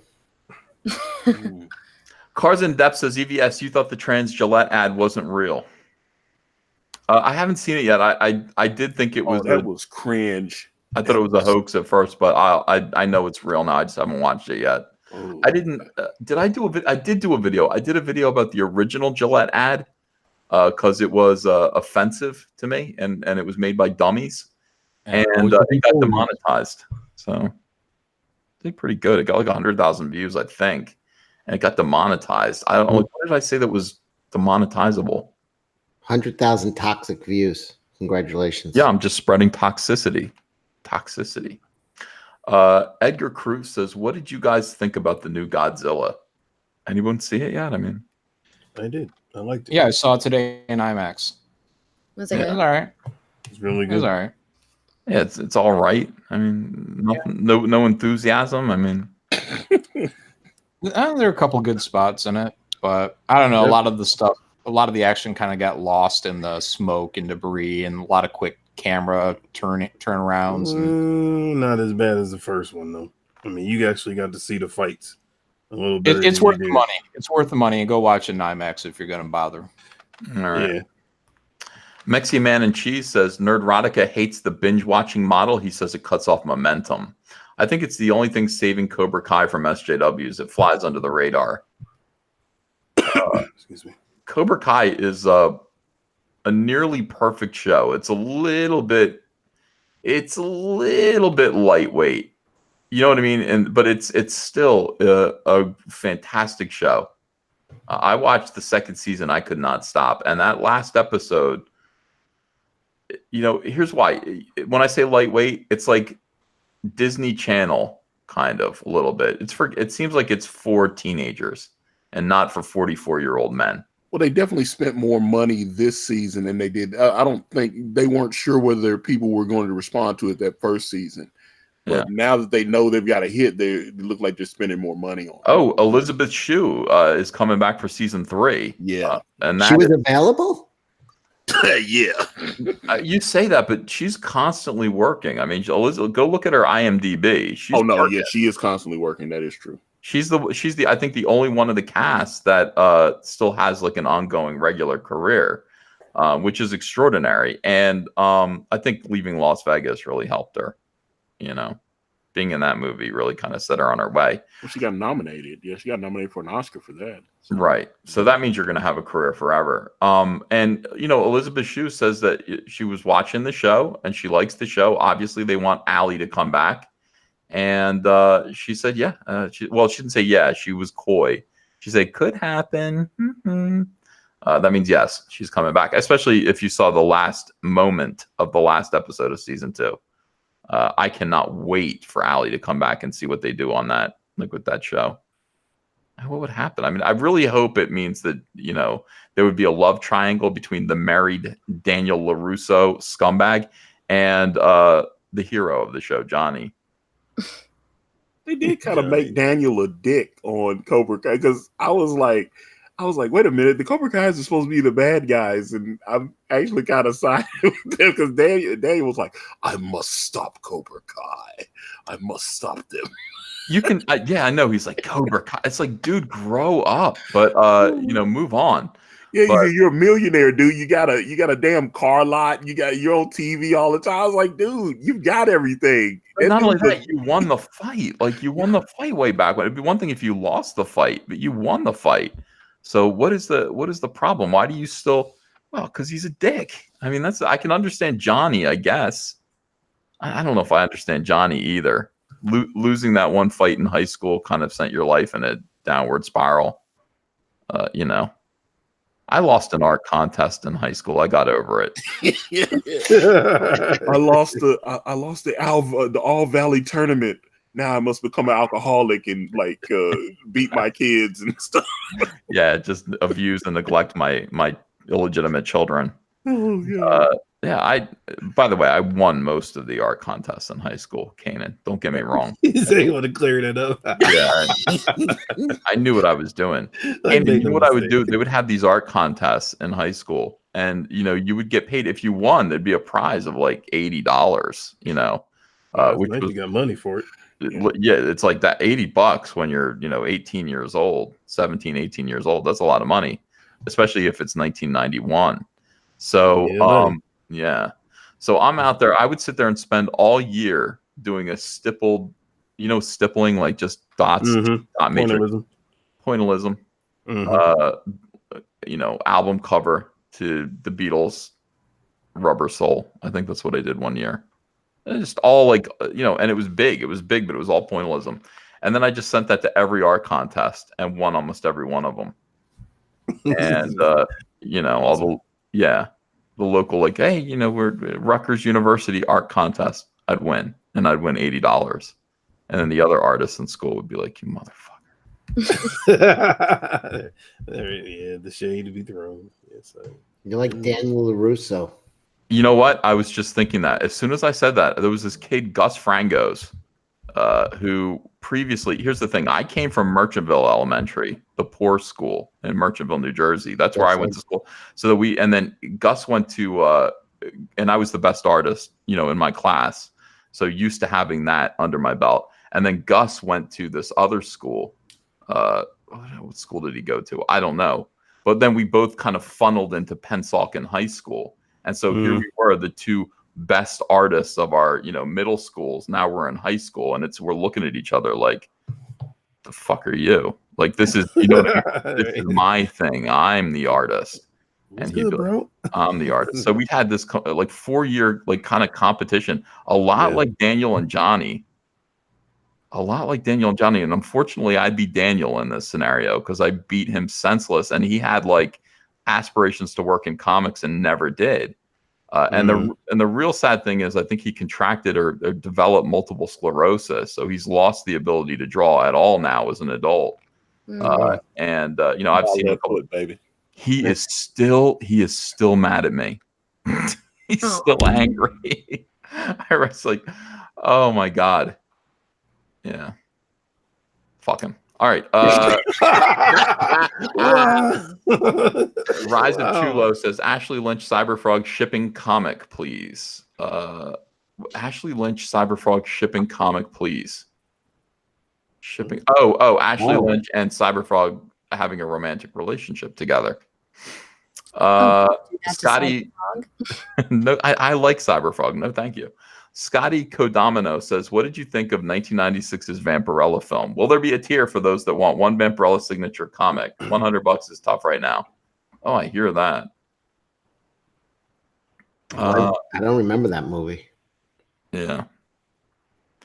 Blacklist Universe. There was a movie. It was, it's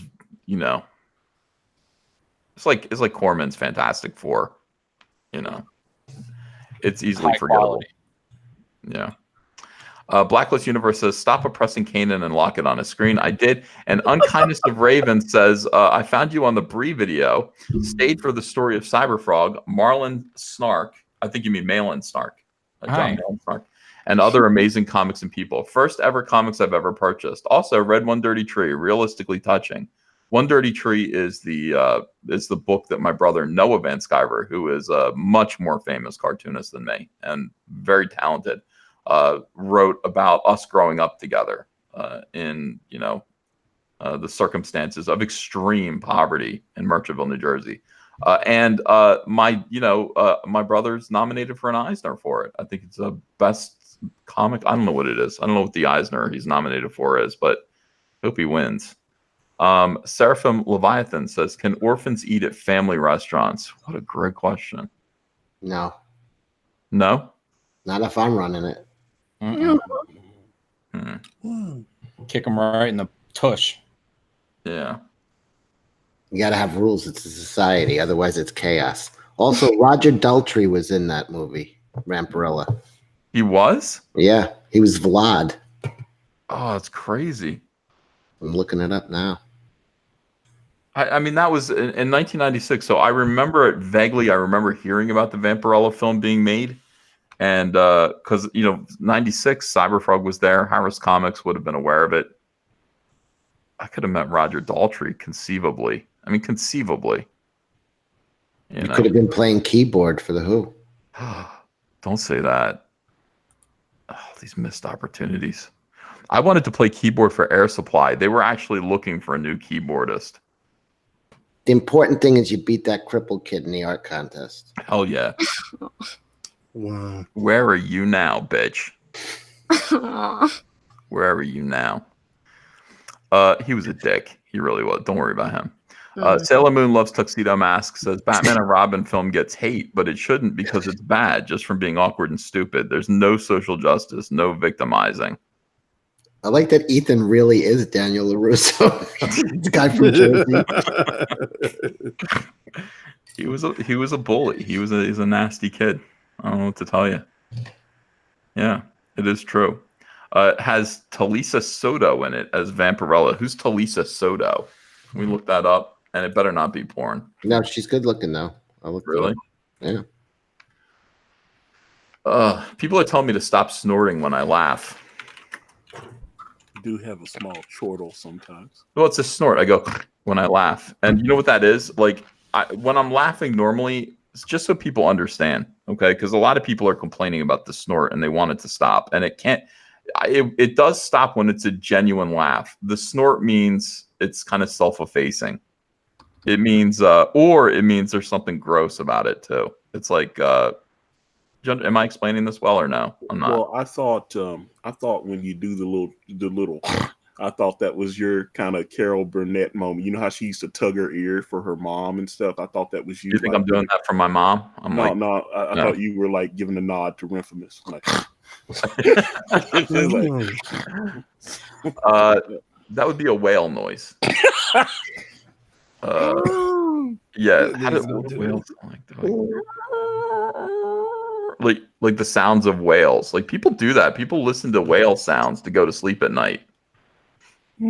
Yeah, Ren's husband does. I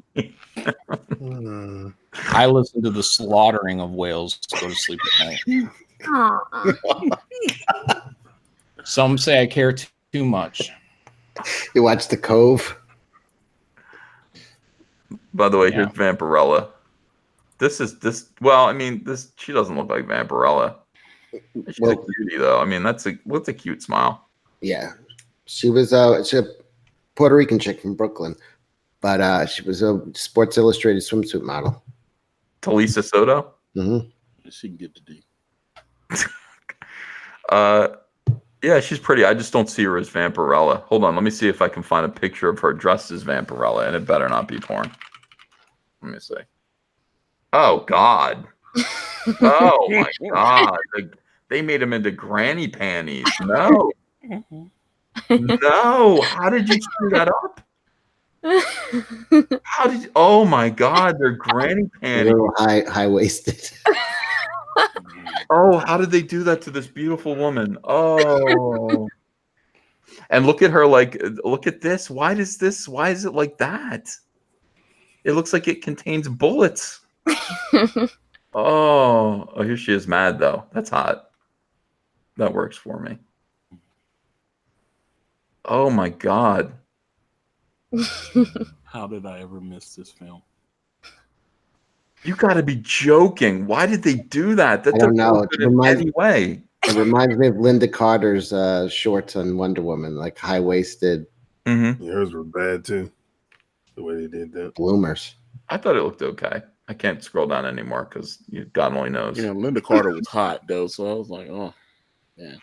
Oh my God, what a disaster.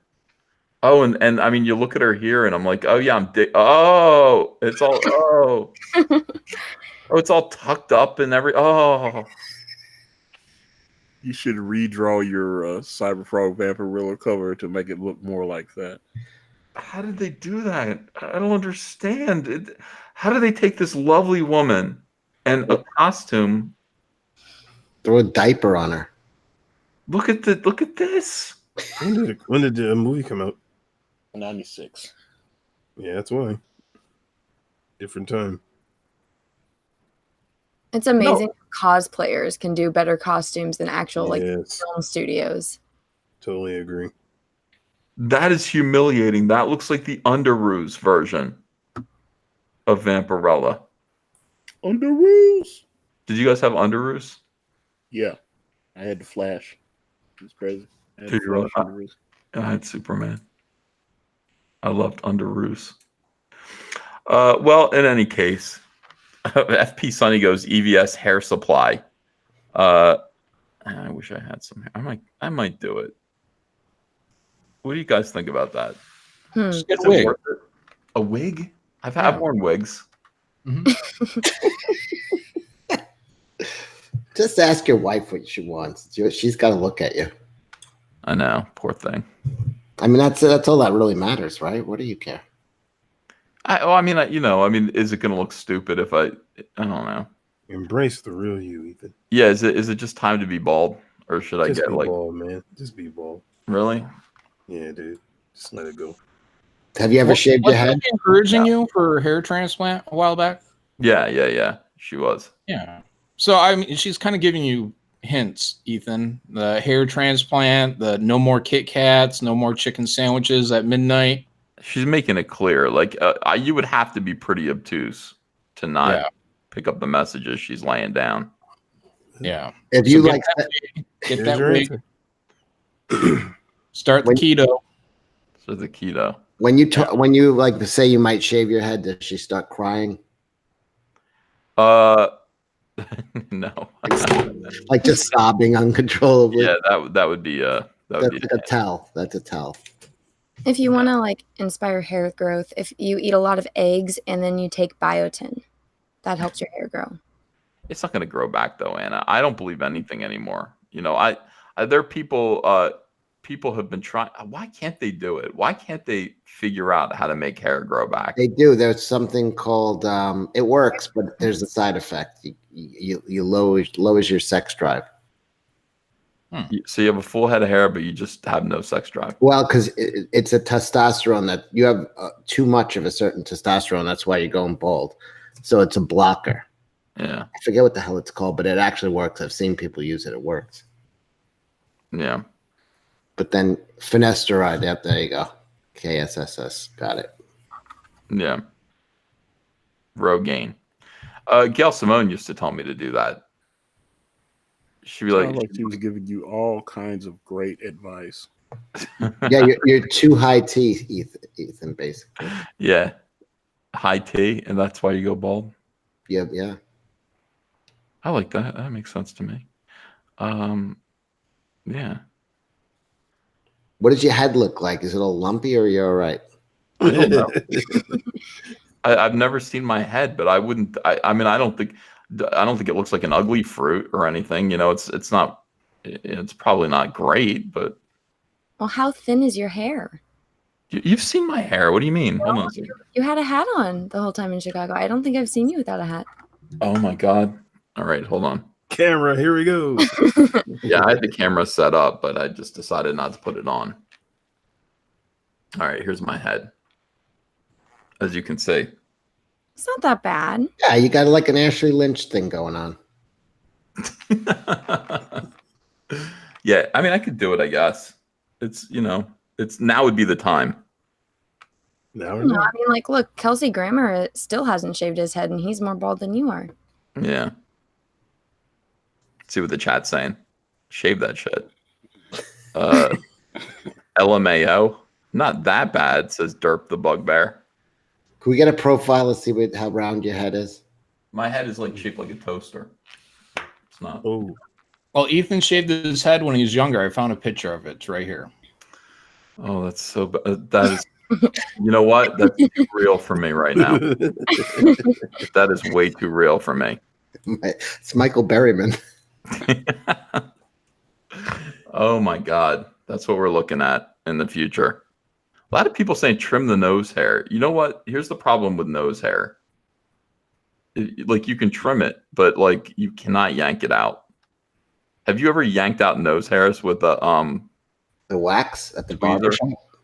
The wax, yeah, the wax is embarrassing though, because they stick sticks up your nose with wax on it, and you sit there like a walrus with sticks coming out your nostrils for about 10 minutes, and then they yank them. But no, if you just pull them out with tweezers, like I don't know what happens, man. The inside of your nose gets bruised, and it hurts for like 3 weeks. It's a long time. Yeah, so use a trimmer. Yeah, I bought a trimmer. It takes like 2 seconds. I just burn them out with a lighter. EVS in the hills have eyes. Yeah. What can I tell you? I mean, I don't know. I don't have an easy answer for you here. I might do it. I don't trust that. Here's what they do.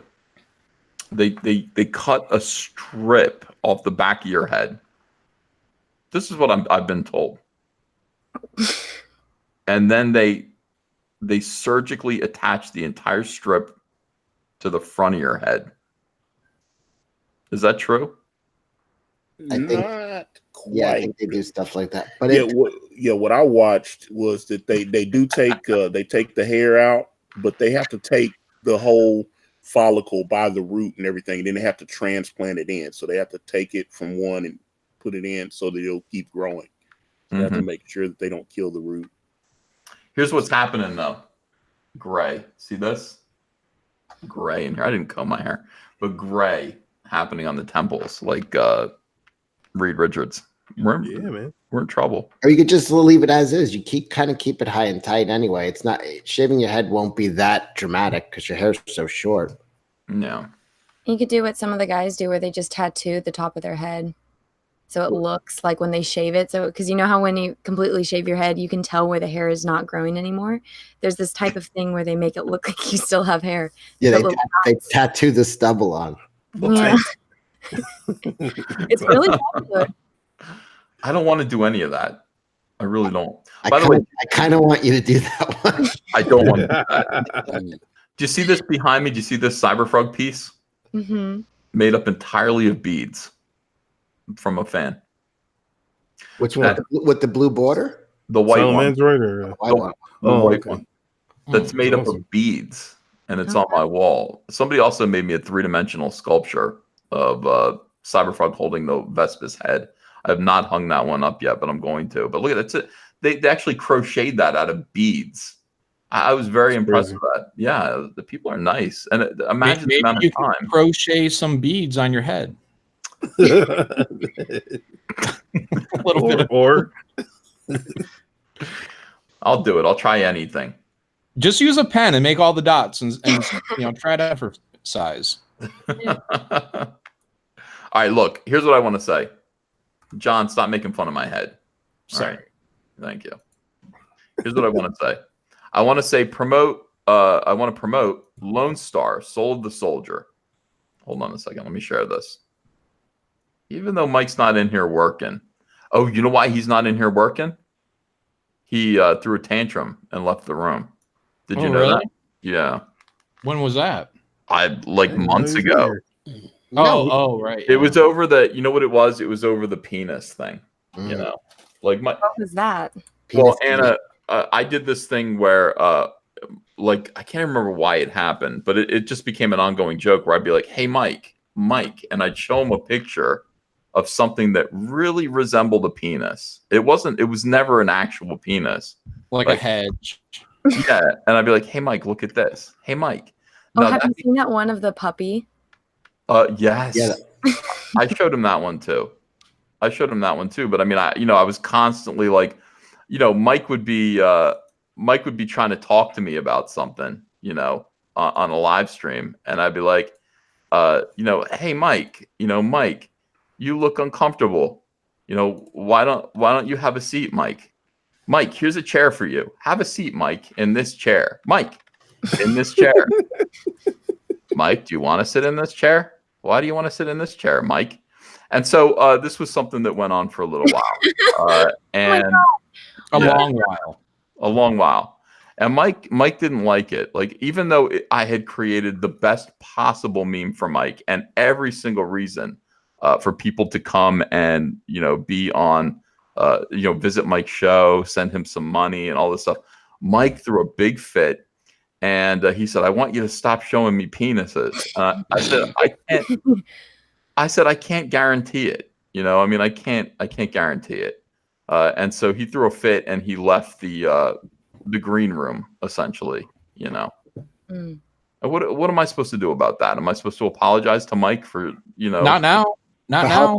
For helping him. He was turning a blind eye to the reality out there, and I think. Well, just yesterday he tried throwing a big black penis in Ethan's mouth. What? What? What was this? I missed that part. Your microphone. Oh, right. Yeah, he brought up. Yeah, he's like, "Hey, look at your microphone, Ethan, right next to your mouth. What is that?" It's like, what, Mike? What, you want to get started all over again? Mike, if Mike wants to get started all over again, I'm ready. I can be like, hey, Mike, I found these tracks in the snow out front of my house. I don't know. Mike, can you identify what made these tracks in front of my house? Mike, I need to know what made these tracks in front of my house, Mike. Two can play at that game. But for now, what I want, the only thing that I want, okay? And I don't want Mike to get offended. I don't want Mike to get upset anymore. I just want people to know about one thing. Lone Star, Soul of the Soldier. Okay, this is Mike's book. Even though Mike may or may not deserve your support, I want you to think about giving it to him anyway. This is Soul of the Soldier. $133,255 raised by people who really enjoyed the "Hey Mike" jokes. And Mike took them away from him. I did a cover. John Malin did a cover that Mike helped. John. He inked it. Yeah, he inked it. He did. Inked. He inked it. I didn't let him help me. This is my cover. Mike was not permitted to help. Okay. So support Mike's Lone Star Soul of the Soldier. Also, support Theme G. By the way, we talked about Theme G yesterday, and it made a little money. We got it moving again. It's like it's like an old boulder that's stuck at the top of a hill. It ain't going anywhere, but you really push it, and it moves a little bit. Put all your strength behind it, and it moves. Meg, Six Gun Samurai, Deal with the Devil, $57,359 for Mike. Please support those books. I want you to support Doom Kicker by Elliot Fernandez and Doug TenNapel. Wow, $21,515. Doom Kicker is Elliot Fernandez is really his first book, man. He's mostly known for doing pinups and things like this. Don't go by this picture of Elliot here. This is somebody pointed out that Elliot looks like he's ordering from his favorite vegan restaurant, the menu. Right there, and I think that's not representative of what Elliot looks like. He's a kind and friendly fellow. He doesn't look like he's identifying Saddam Hussein, his brother's dead body. Not in real life. Not in real life. So support Doom Kicker. Support Gunship Thunder Punch by the incredible Brian Shearer, formerly Transformers and G.I. Joe artist. He's doing his own kind of robot book. And it's at $16,570. Please support him. Let's get him to 20. And what else? John, you don't have a book yet. No, but if everyone wants to check out Monster MD by Von Klaus, it's on Indiegogo. One more. But we've done this a million times, but let's do it again. Because both of them are here right now. If you have not yet, I assume everyone's backed this, but probably not. Probably not everyone. Support Brand by Antonio Bryce and Kanan White. This is their book. When are you going to put a Kanan White drawing here? What? There's Kanan White drawings all over the campaign. But this is the main thing. This is the one that everybody sees. Yeah, well, Kanan didn't want to draw that image when I approached him about it. And Jamie Biggs had no qualms. And he'll draw whatever I ask him to draw. And so man's man. So, yeah. So Jamie did that, and that's the one that Brett Booth when he said that I was trying to advocate violence towards all women and all that. So, you weren't trying to advocate violence towards all women. Yeah, so it's like you're threatening violence. I was like, okay, man. Yeah. Oh, I remember that. Brett Booth did that. Yeah. Weird. Maybe about $4,000 though. So thanks, Brett. Yeah. so a lot of T-shirts and all that. The greatness Yeah, of how many times has Brett Booth drawn a woman getting punched right in the face? Let's tally that up. Oh, dude. Oh my God. What a great point. You know, of course. Is that advocating violence towards women? I mean, we by all their standards, yeah. Ridiculous. Creepy. Kanan White, one of the greatest artists of all time. Look at this. You know, if you hate this, if you don't like this, you don't like ice cream. It's awesome. As Frank Sinatra would say, you don't like that, you don't like ice cream. Absolutely true. More terrific artwork from Kanan. Yes. Thank you. Not advocating violence towards women. No, Kanan, like I'll tell him there's the one piece he did with Dark Santana with Dawn, and I wanted him to go further than what he went. But it's still that one. I wanted it to be even further, but me and Antonio have an agreement. We give him a little, right? Yeah. I mean, people liked it, so it turned out, especially when we slapped the colors on there, and it worked out. It's a beautiful piece. I wanted it to. Yeah, we had a discussion about the current page. Yeah. He made some modified it. I actually text that new page to you, Ethan. No, so. Oh yeah. I will go look at it. Kanan White is truly sexy but clean. Kanan, hurry up with this. You know what I mean? We got stuff to do. You're right, man. All right. And then of course Cyberfrog Blood Honey, back Cyberfrog Blood. Look, I'm this close to $210,000. Then I'll get to make an announcement again, and people will say, "I'll go, hey, Cyberfrog Blood Honey's at $210,000," and SJWs will go, "Well, it's still not out yet. Where is it? Where's the back?" I look forward to that. So let's get me to 210,000. Where's your combined total at now, Ethan? I can't really. I think if it hits 210, we're looking at 840,000.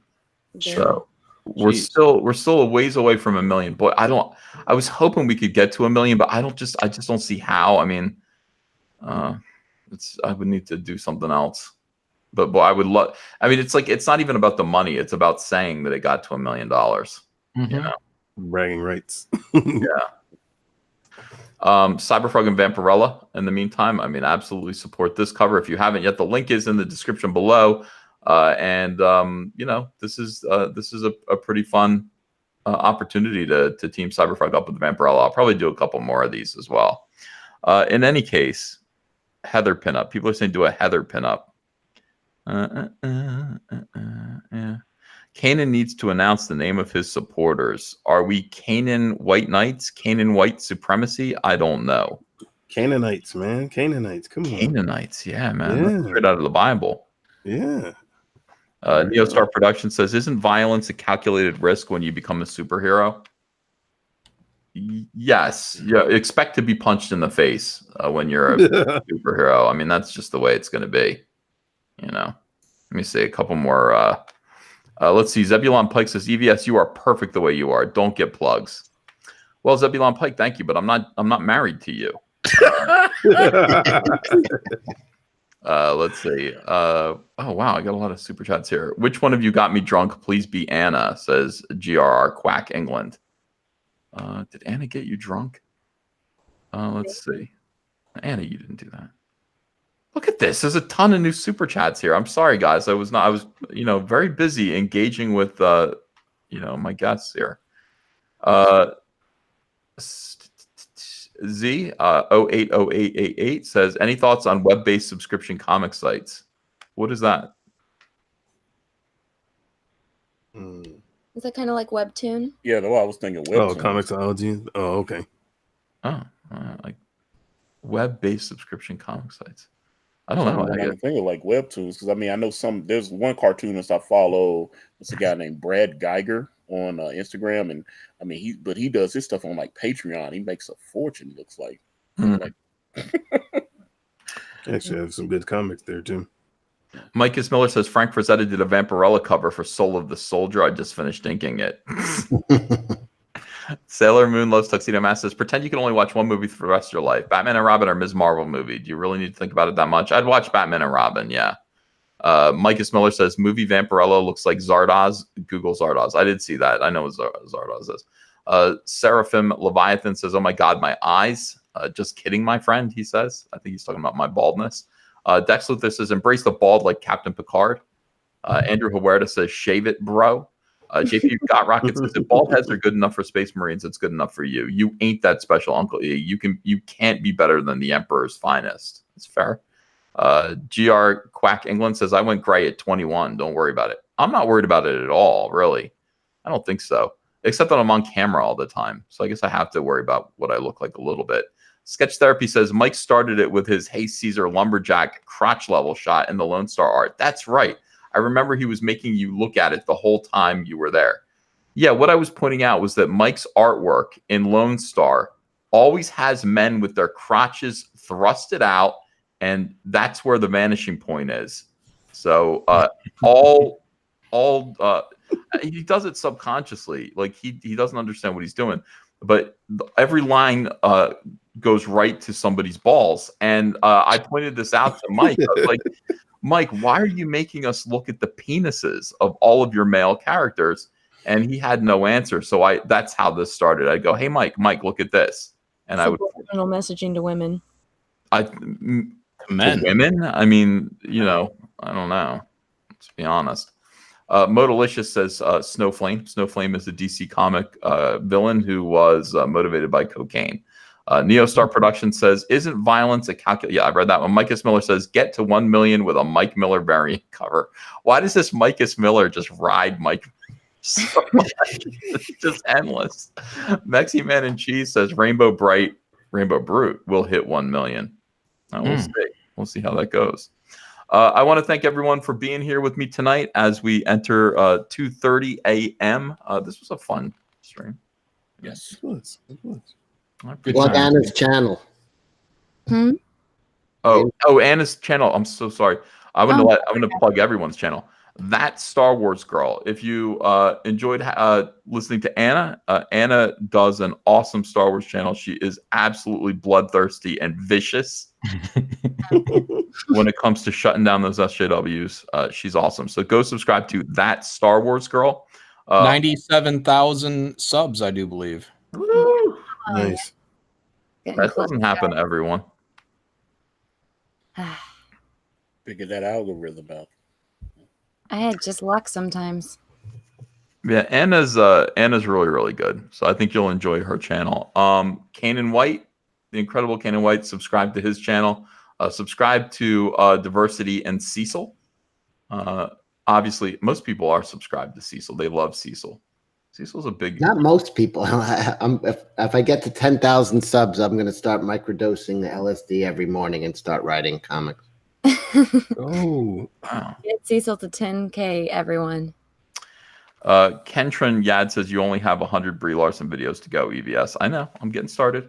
Akari Press, the great Antonio Bryce, please subscribe to his channel. Obviously, subscribe to John Malin. John Malin's... John, do you still do Comicsgate Presents? Yep. Presents? Yeah, I'll be lining a couple more up over the next week or two. Awesome. All right, everyone. And with that, subscribe to this channel as well if you haven't yet. I hope you enjoyed the show. And I will see you again tomorrow with 100 Brie Larson videos in a row. Everyone. Good night.